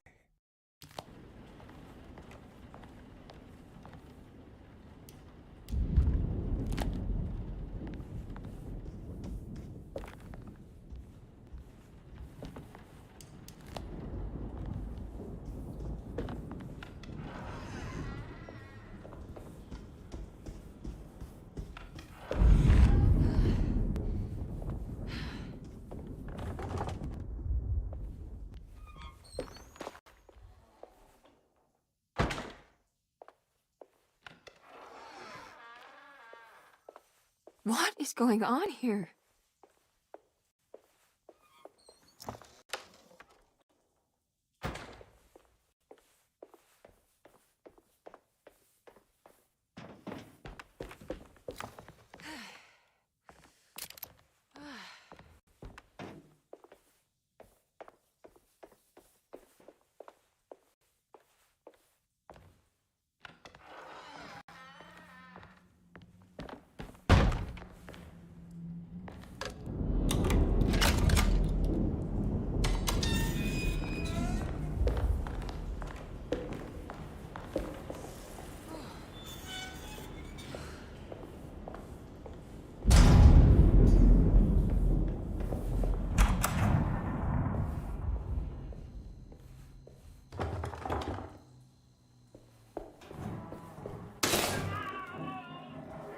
I need the key.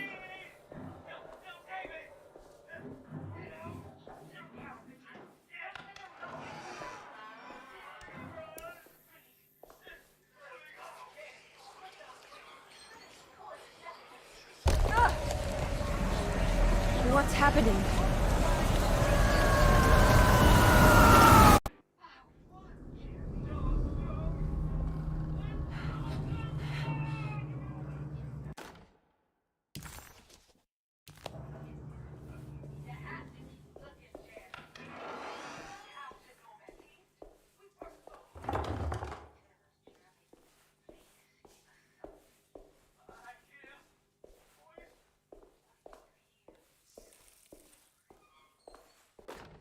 Radiography. Patient Jeremy Hotwood. Date June 14, 1930. Plates. Jeremy's skull proved difficult to capture properly. Partial radiographs worked best. A complete picture of the brain can be assembled by piecing 3 plates together. Observations. Even when looking at an assembled version, a shadow covers significant parts of Jeremy's brain.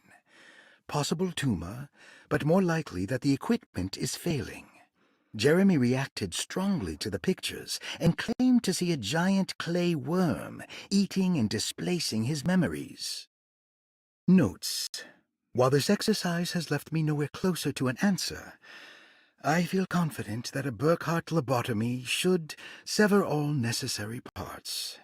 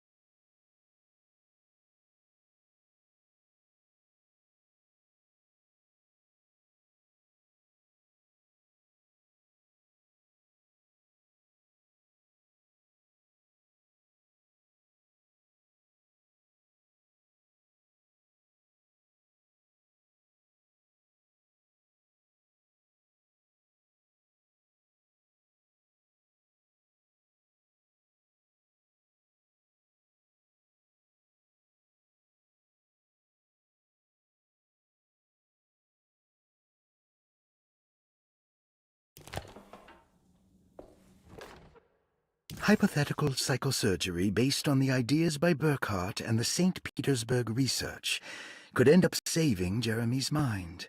Severing the connections around the frontal lobe would certainly solve most mental afflictions.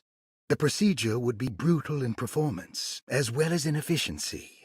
An ice pick pushed through the edge of the eye and into the skull would untether the nerves like Alexander cutting the Gordian knot. As this would likely leave Jeremy in a very different condition, all other paths should first be explored.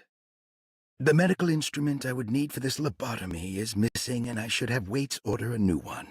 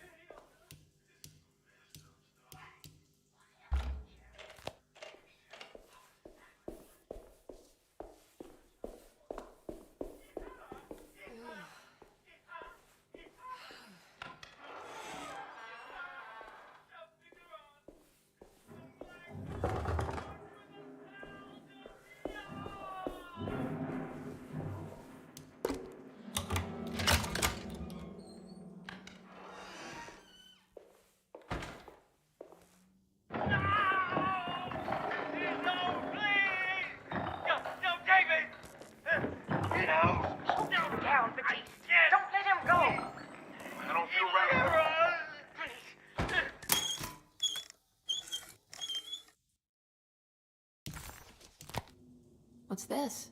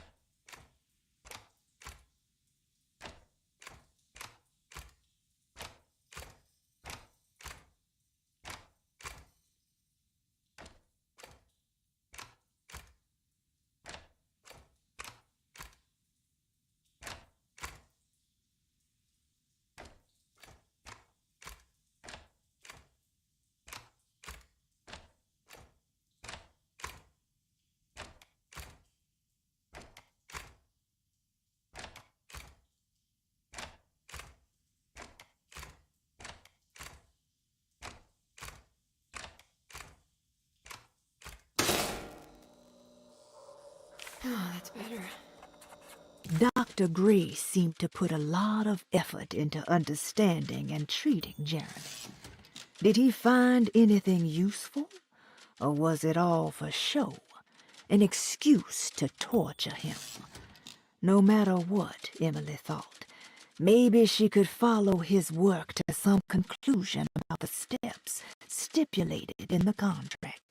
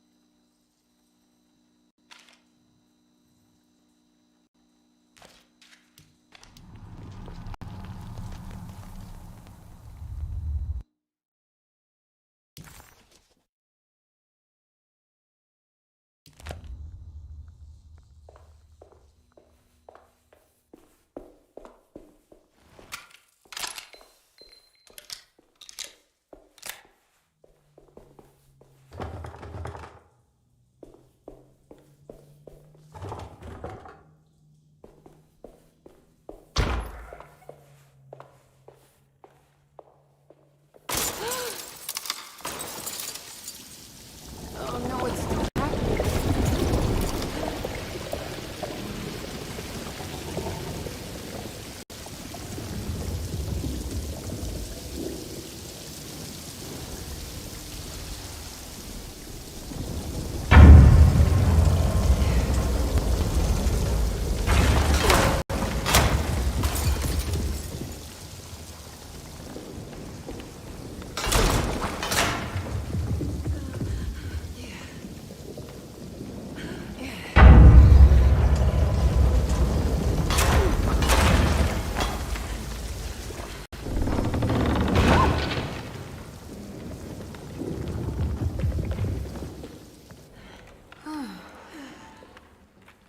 I guess I never got a chance to look around this place.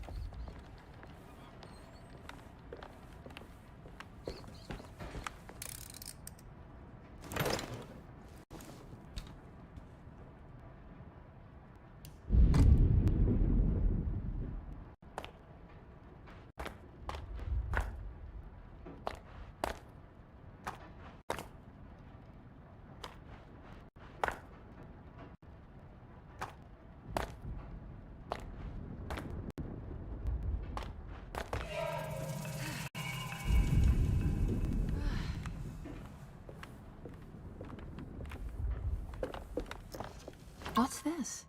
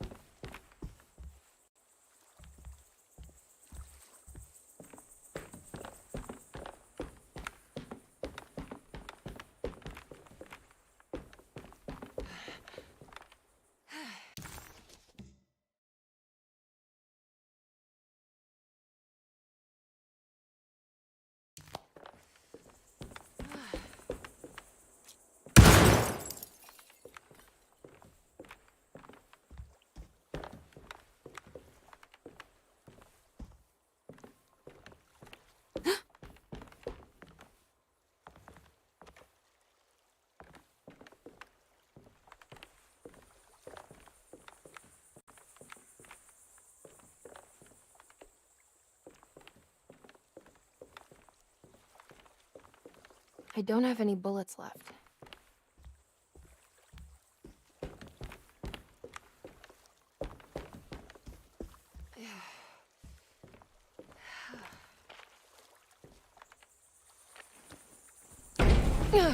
This feels familiar somehow. Hello?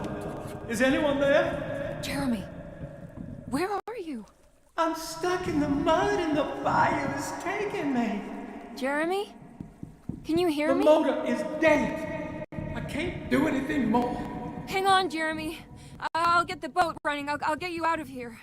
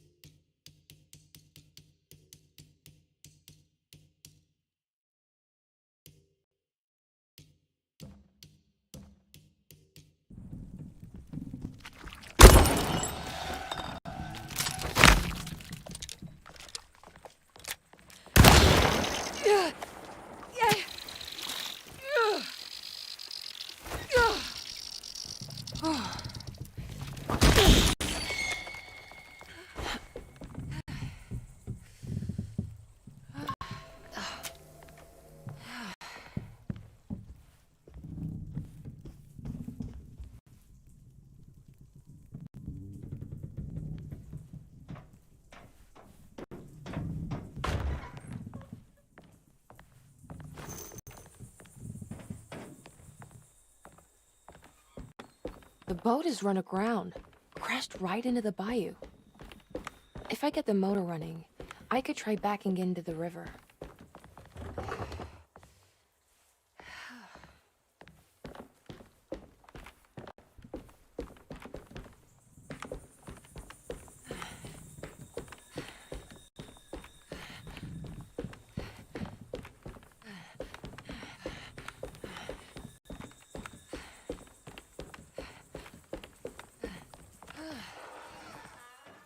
Jeremy, where are you?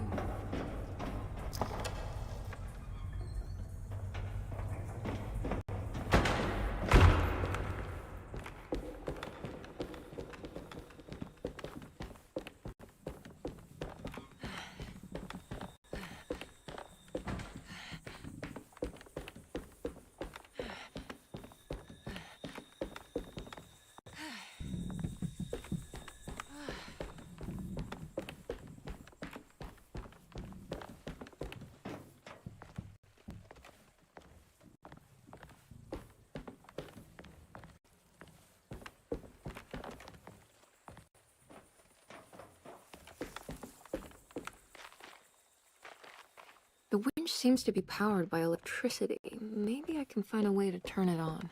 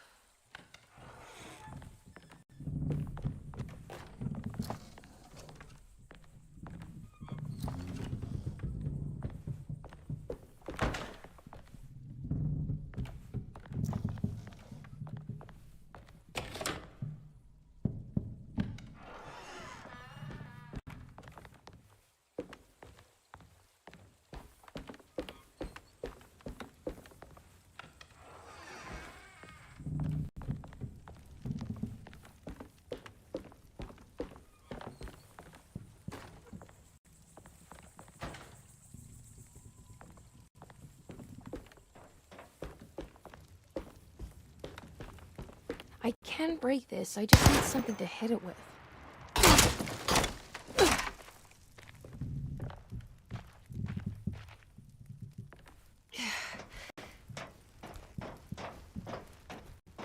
Yeah.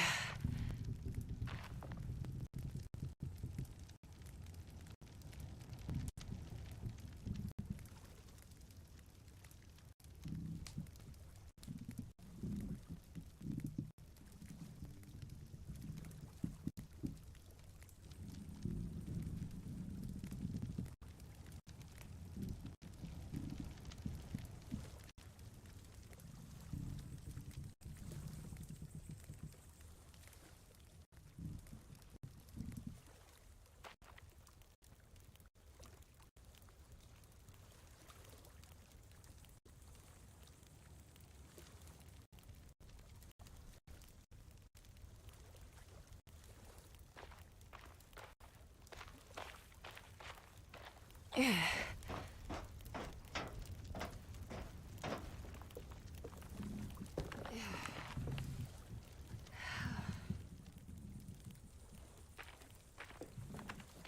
Yeah.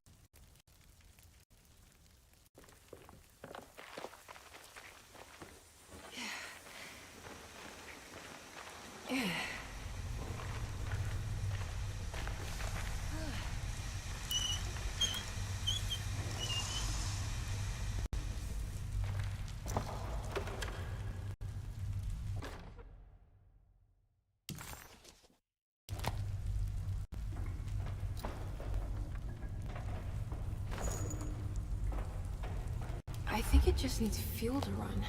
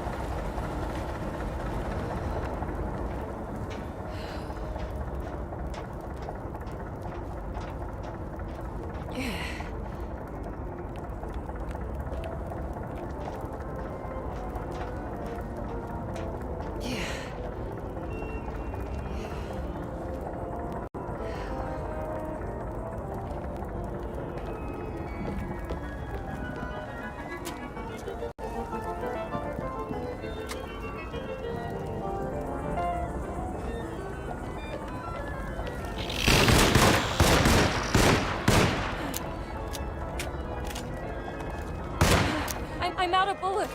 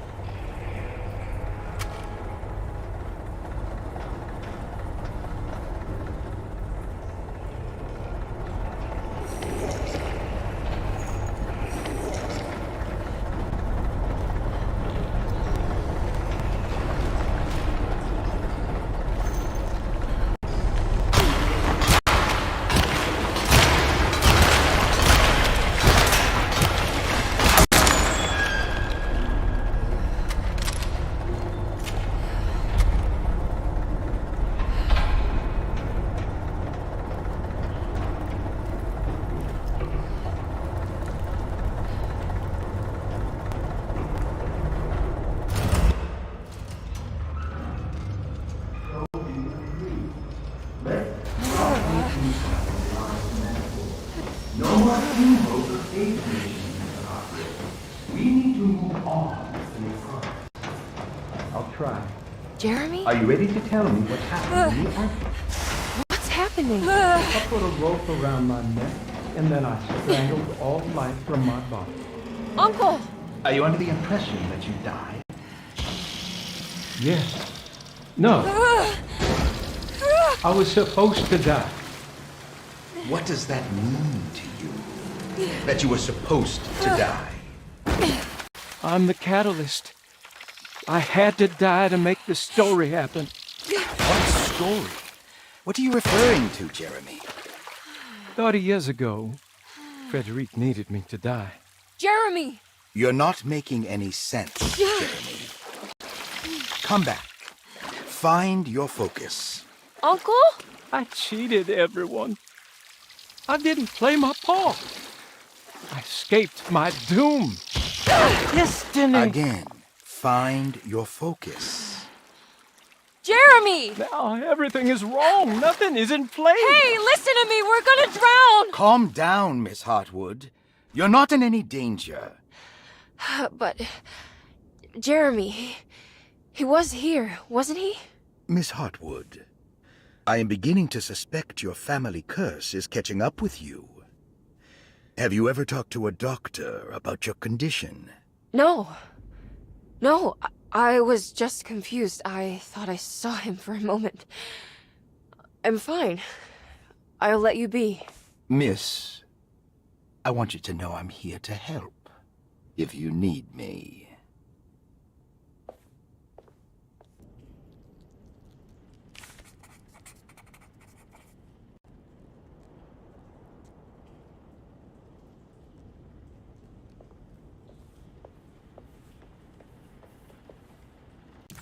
A ghostly voice sounding like Jeremy called out for help. Emily couldn't quite understand where the voice was coming from.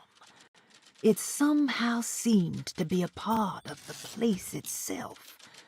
All she could make out was that Jeremy was stuck and needed her to get the steamboat running.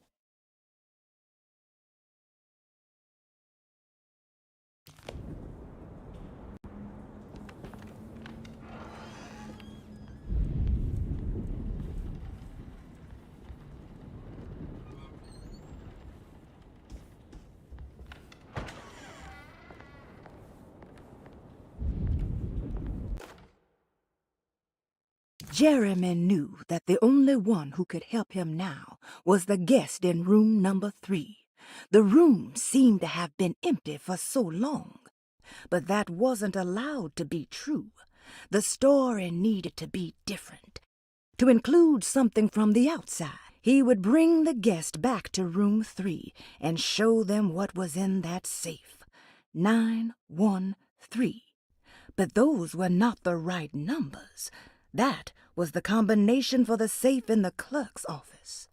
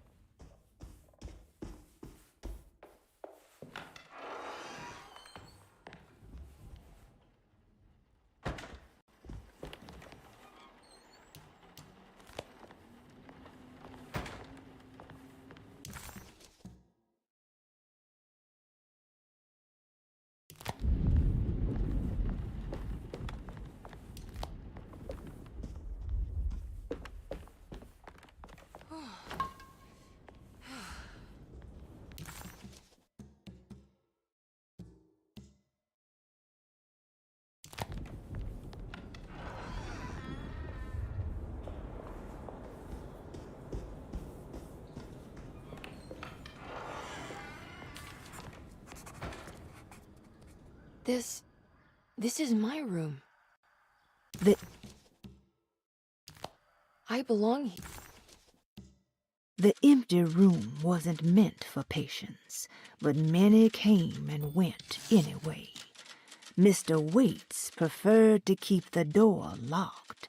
He didn't consciously think so, but his primitive instincts wanted to keep visitors from entering.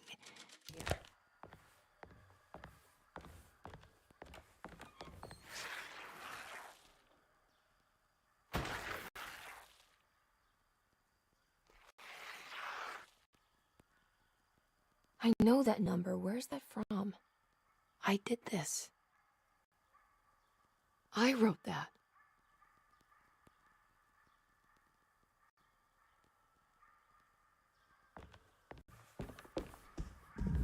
I don't know the combination. Wait, maybe I do. Ugh.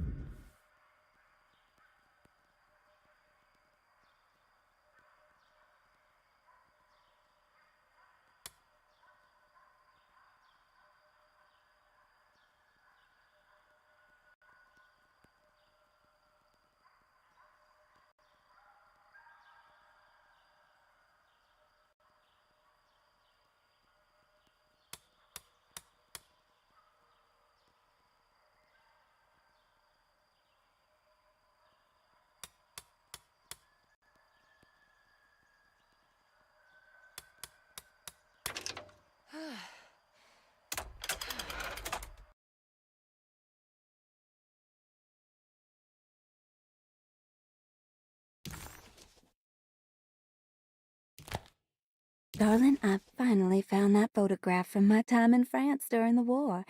I don't expect this to be your fiancé, but it did make me think of him. What an incredible man he must have been. You were lucky in a way. He could have been a nobody and died falling into the Mississippi. Instead, he volunteered to travel across the world to fight for people in despair, dying with honor like Achilles at Troy. I am jealous of you. Or maybe him. It's all incredibly romantic. That's what I wanted to say. Please feel free to use my camera if you want to. It might cheer you up. It might bring him closer to you. Even if just in memory. Ruth. How long have I been here?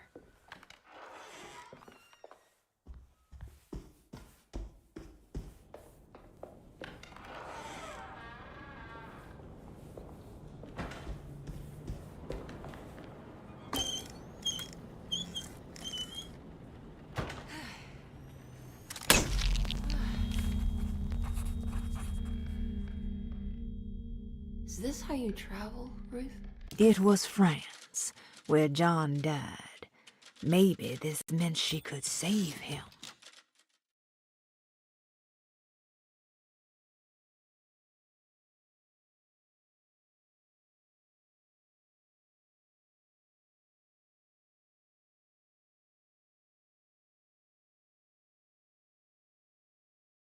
War in Europe rages on, and America is doing its part to hold back the German aggression. Ships from Boston and New Orleans arrived yesterday to bolster our gallant forces in France. These men will play a crucial role in helping our allies defend the innocent and defeat the German war machine. I'll find you, John.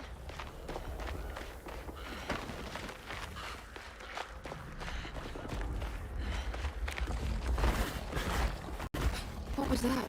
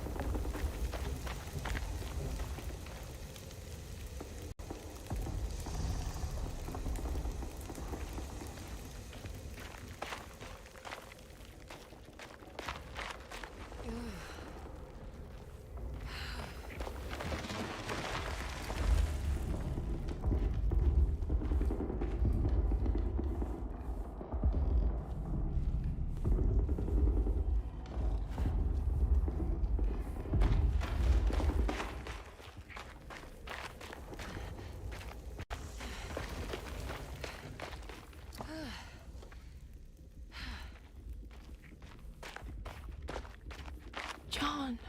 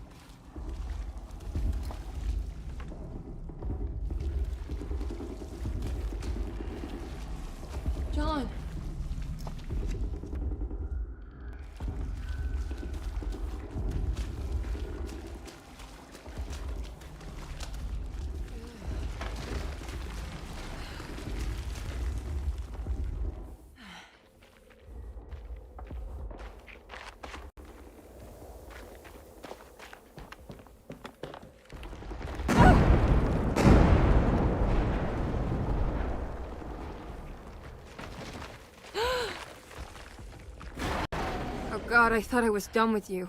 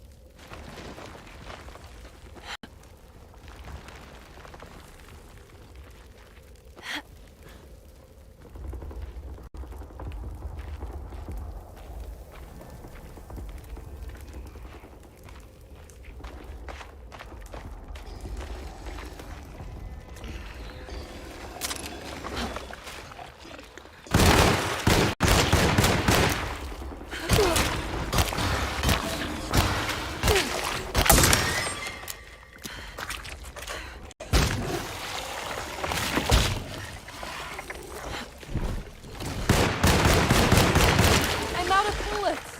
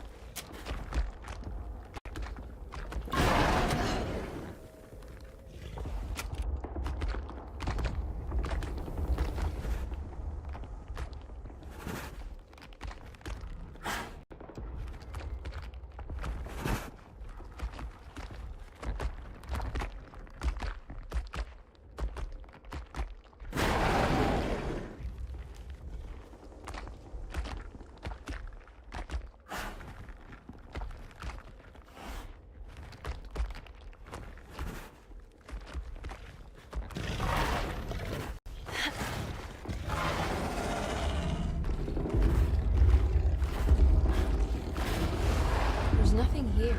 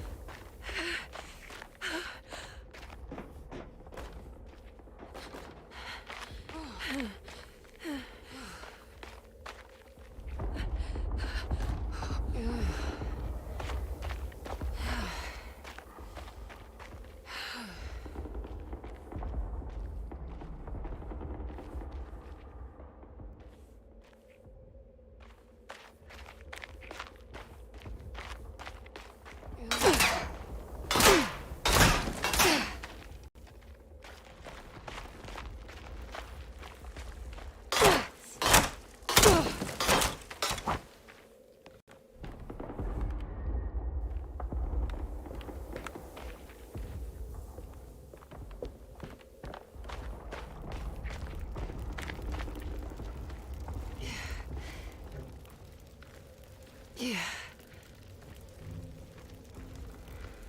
Yeah.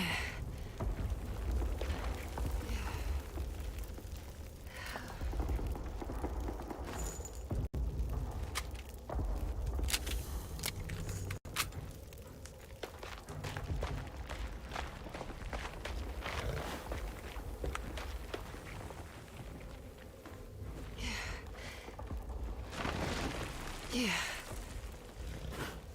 Yeah.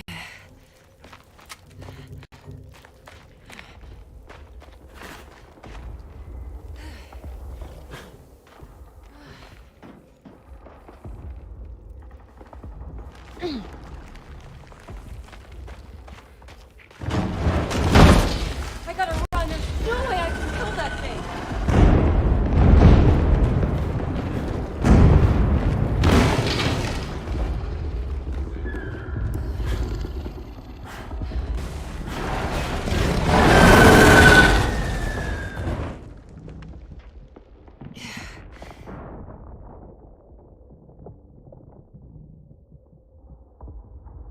Yeah.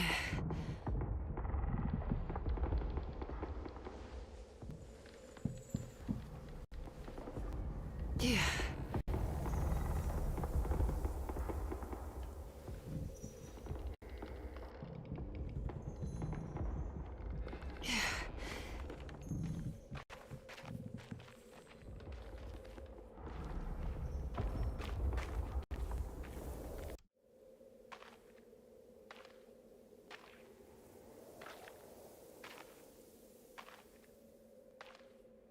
Today, the American Expeditionary Forces faced considerable John? losses in France. The brave men fallen on these John. Elysian fields will forever be Oh, remembered as John. defenders not of just Europe, but the world.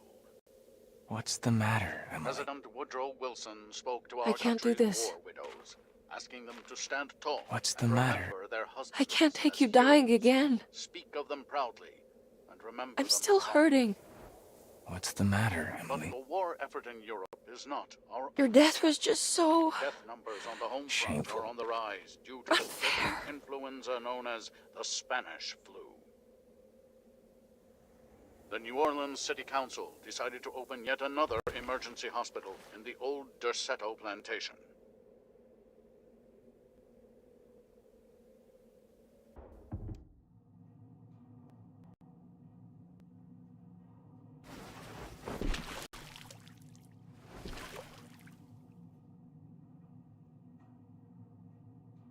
Where is this? Where am I?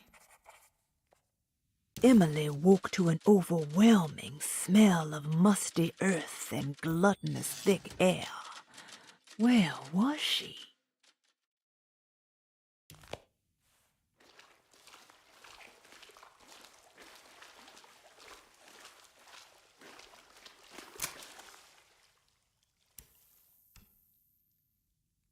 Oh, come on.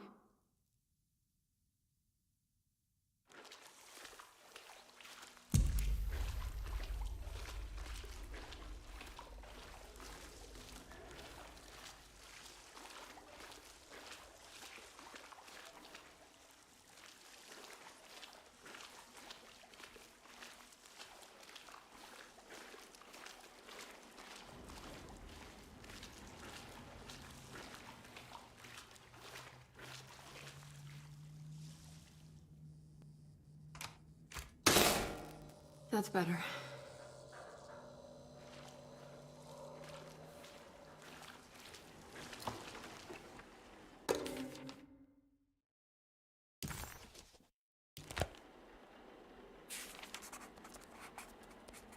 Emily was back at Derceto, but sealed inside a part of the basement that was no longer in use.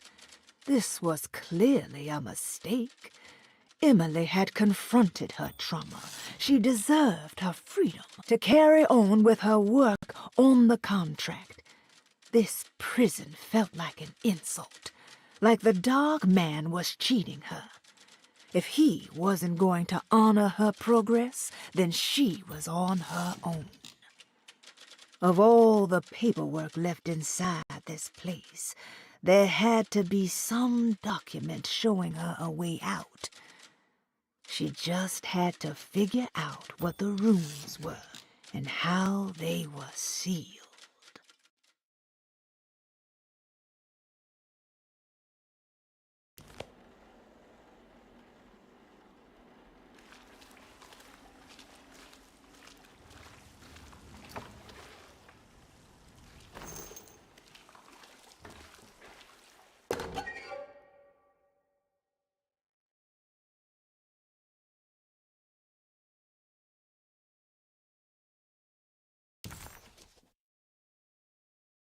Life is a stage play performed to no one, applauded by no one, and wanted by no one. A story already written, meant to play out in one way only. I wrote my book in order to explain that there might be more to life, that free will isn't truly free unless it moves against the expected. In retrospect, I think my ambition was hubristic. Yermi had a much more humble suggestion. What if we all just went home?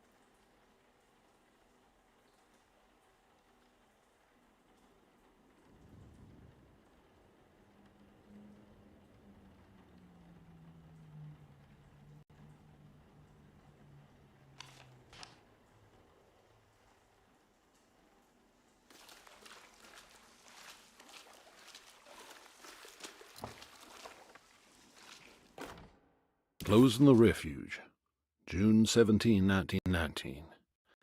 It is with a heavy heart that I must declare the DeSoto Refuge to be harmful beyond saving. As an emergency hospital, we have over the last 2 years treated hundreds of patients suffering the so-called Spanish flu. Unfortunately, our mortality numbers are unforgivable. While the influenza in itself was often successfully treated, many died of fungal infections and sudden acts of violent madness. In order to dismantle the refuge safely, building engineers will survey what parts of the house are especially contaminated by the peculiar rot discovered by Jean-Baptiste Tabois. The rot is believed to be the main perpetrator in spreading the deadly fungal infection, but also the cause of the incurable madness. The most afflicted rooms will then be sealed permanently to create a cordon sanitaire. As the dead seem to exacerbate the spreading of the fungal infection, all bodies that can't be cremated by tomorrow will be forever entombed inside DeSeto's sealed section. The refuge was never meant to be permanent, and as the influenza epidemic seems to be in decline, it stands to reason that we shut the facility altogether. Many brave volunteers have helped for very little pay to treat those in need for almost 2 years, and we are forever in their debt. All surviving patients will be transferred to other medical facilities around New Orleans as soon as possible. At the end of the summer, we should be able to leave DeSoto to recover. Dr. Isaac Herbert.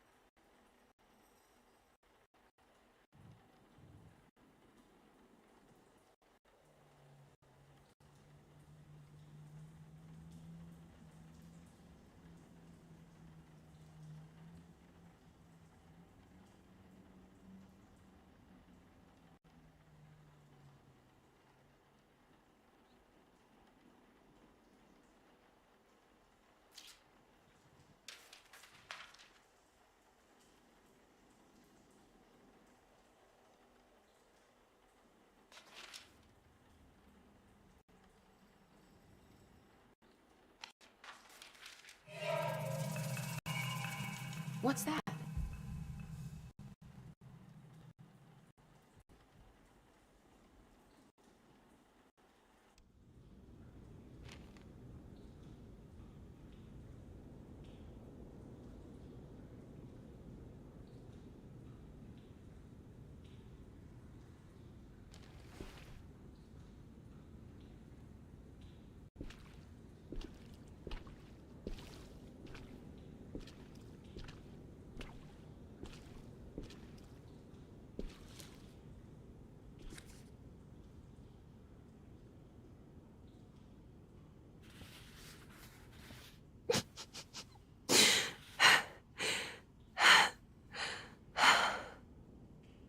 $2.17.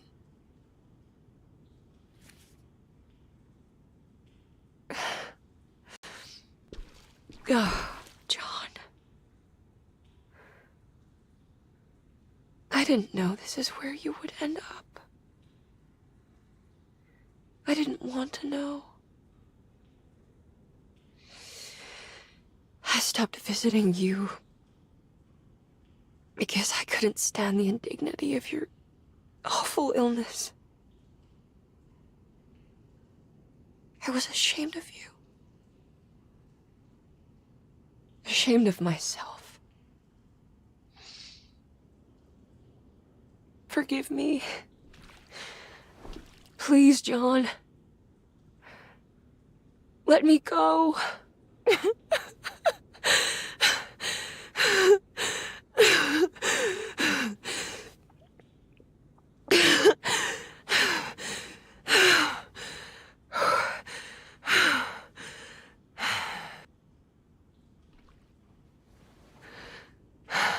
Are we done here? Is this what you wanted?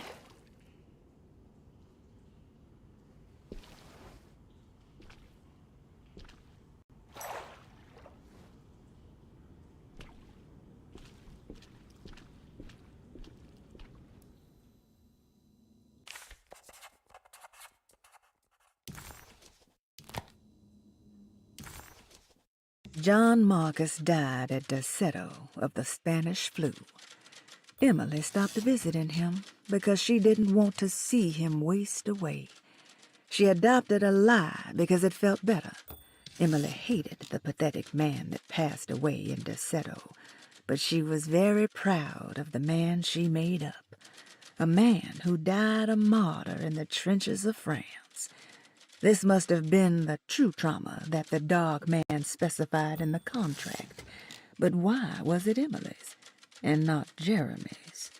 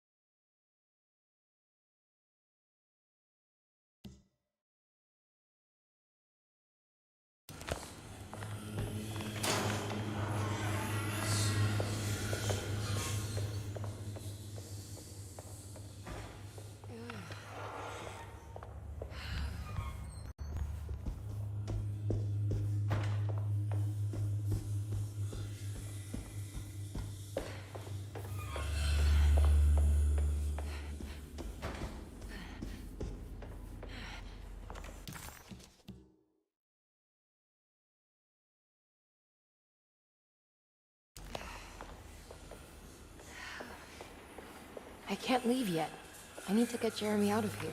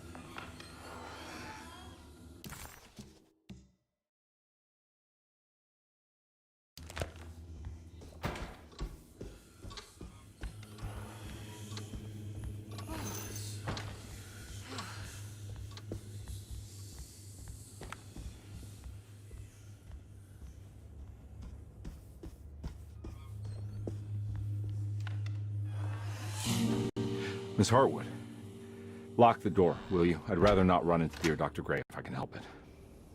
This feels strange. So very strange.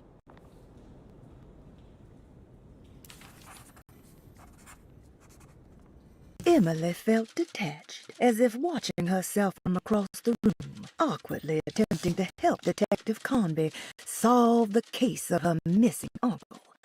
What was happening to her? And why did this place feel so familiar?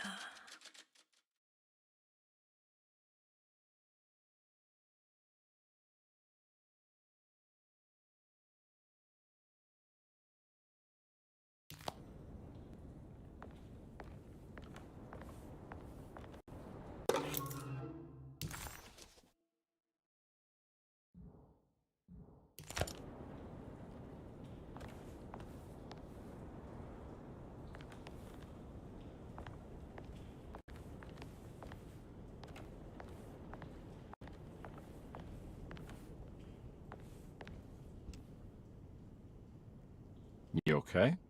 This place? It's like something from my childhood. It's just a private study of a very peculiar man.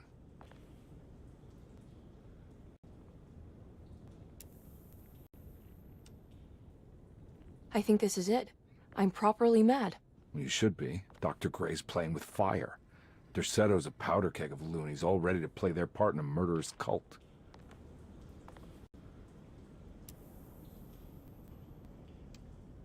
I'm trying to say I've lost my mind, Detective.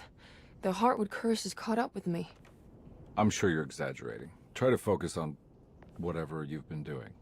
Right. Breaking the Dark Man's contract. Does it even matter anymore?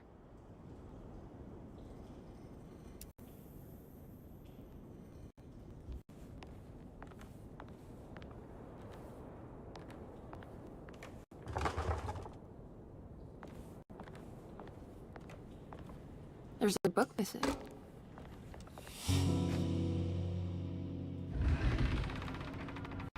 A secret door.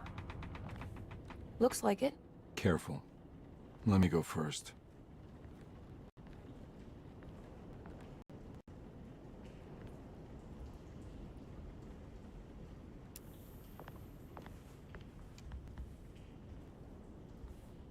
Now we're talking.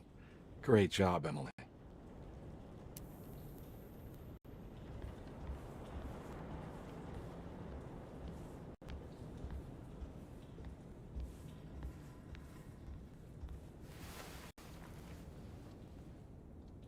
I can't believe I didn't see that before.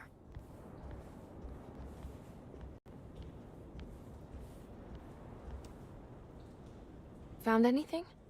Oh, Dr. Gray's in so deep, I knew it. He's as mad as his patients. I mean, look at this. She who can till the soil of this sick world and begin again. The black goat of the woods with 1,000 young. Absolute insanity.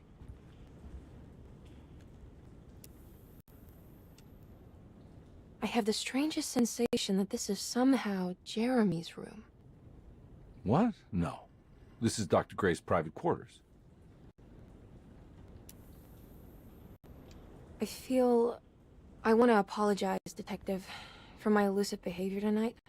I'm glad you haven't given up on me and my uncle yet. Ah, you got nothing to apologize for. In fact, you've been out of my hair for most of the evening, you're self-reliant, and you've been helping with your own particular brand of investigation. As far as I'm concerned, you're an exemplary client. Thank you, Edward. Mr. Carnby.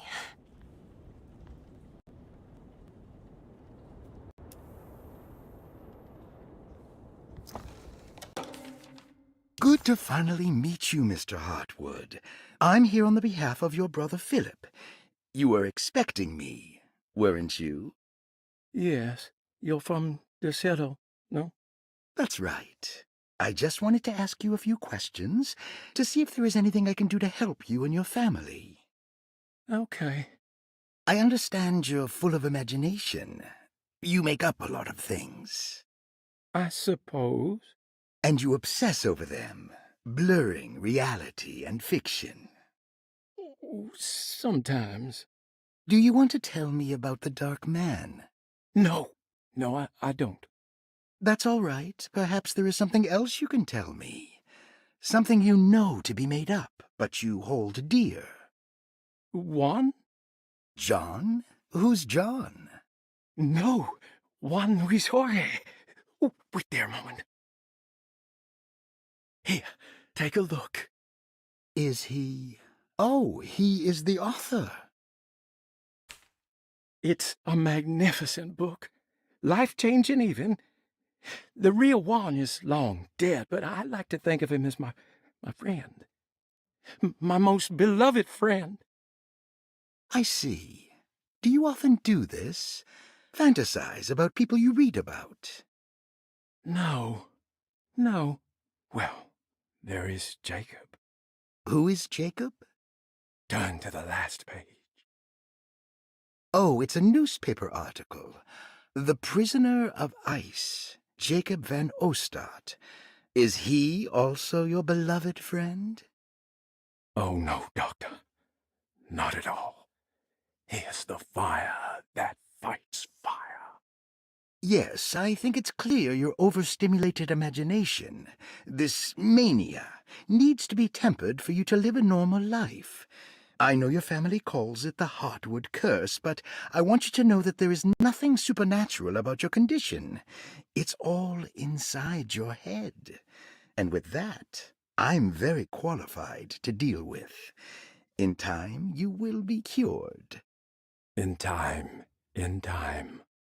Yes, in time we will exorcise all your demons, all the dark men.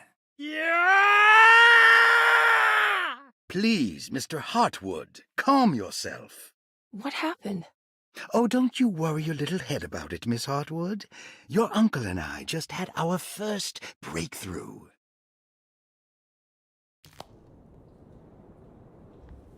This has something to do with the numbers for the talisman. The Snake Dagger, a monograph by Yael Klein. In Ludwig Prin's book on pagan rituals called The Mystery of the Grave, as translated by Nicholas Vachy, there are several references to a sacrificial dagger called the Snake Dagger. It has long been thought of as a poor translation of the original text, that it would be more appropriate with worm dagger from the Latin vermis cultrum. This seems natural following the recent consensus that the original title of Prin's book, De Vermis Mysteris, should literally translate to the mystery of the worm. However, this would take away from Vachy's great effort at translating the underlying meaning of the words and revealing several cultural beliefs.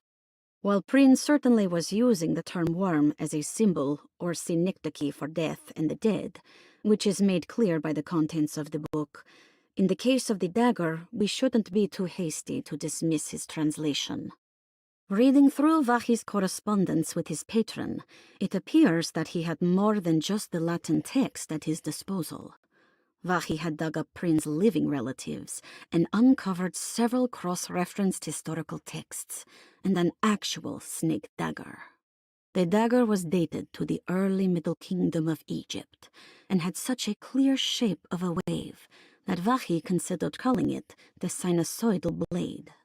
Knowing the full story, it seems prudent that he chose to translate it as snake and not worm.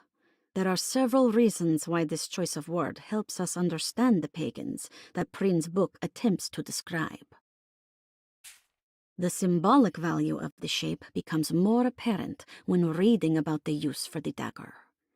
In the passage of possession and exorcism, we find the snake dagger poisons the poisoner within the victim and is therefore pacified.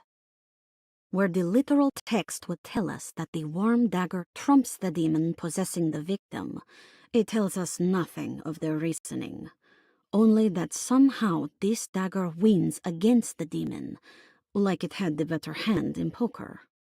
Vachy's translation allows us to follow the underlying logic to the ritual magic that is being performed. Poison the poisoner. Sounds like fighting fire with fire. that to hurt the demon possessing its victim, the priests would have to fight back with a power that is known to the evil they are fighting. The snake dagger is therefore not only a good way to describe its form, but it also helps us understand how it could be thought of as a useful tool for exorcism. Finally, it also helps us understand their relationship to lunacy, that it was thought of as something poisoning the mind rather than controlling it. What is also interesting to note is that the possessed are always considered poisoned in their head and not their heart. The snake dagger always went to the eye of the possessed, leaving them partially blind, if they had the good luck to survive.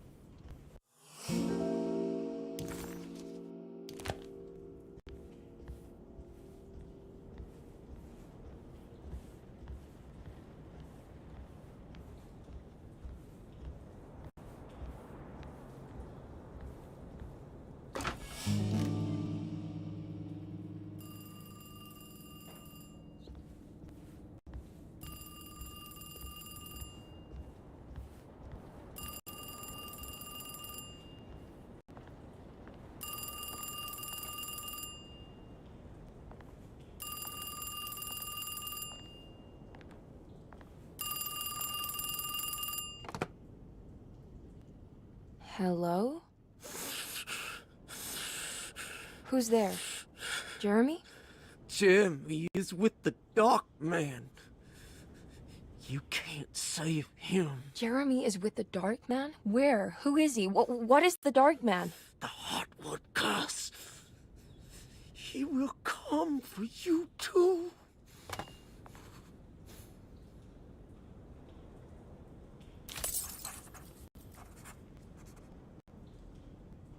The voice on the phone was somehow familiar, yet so strange.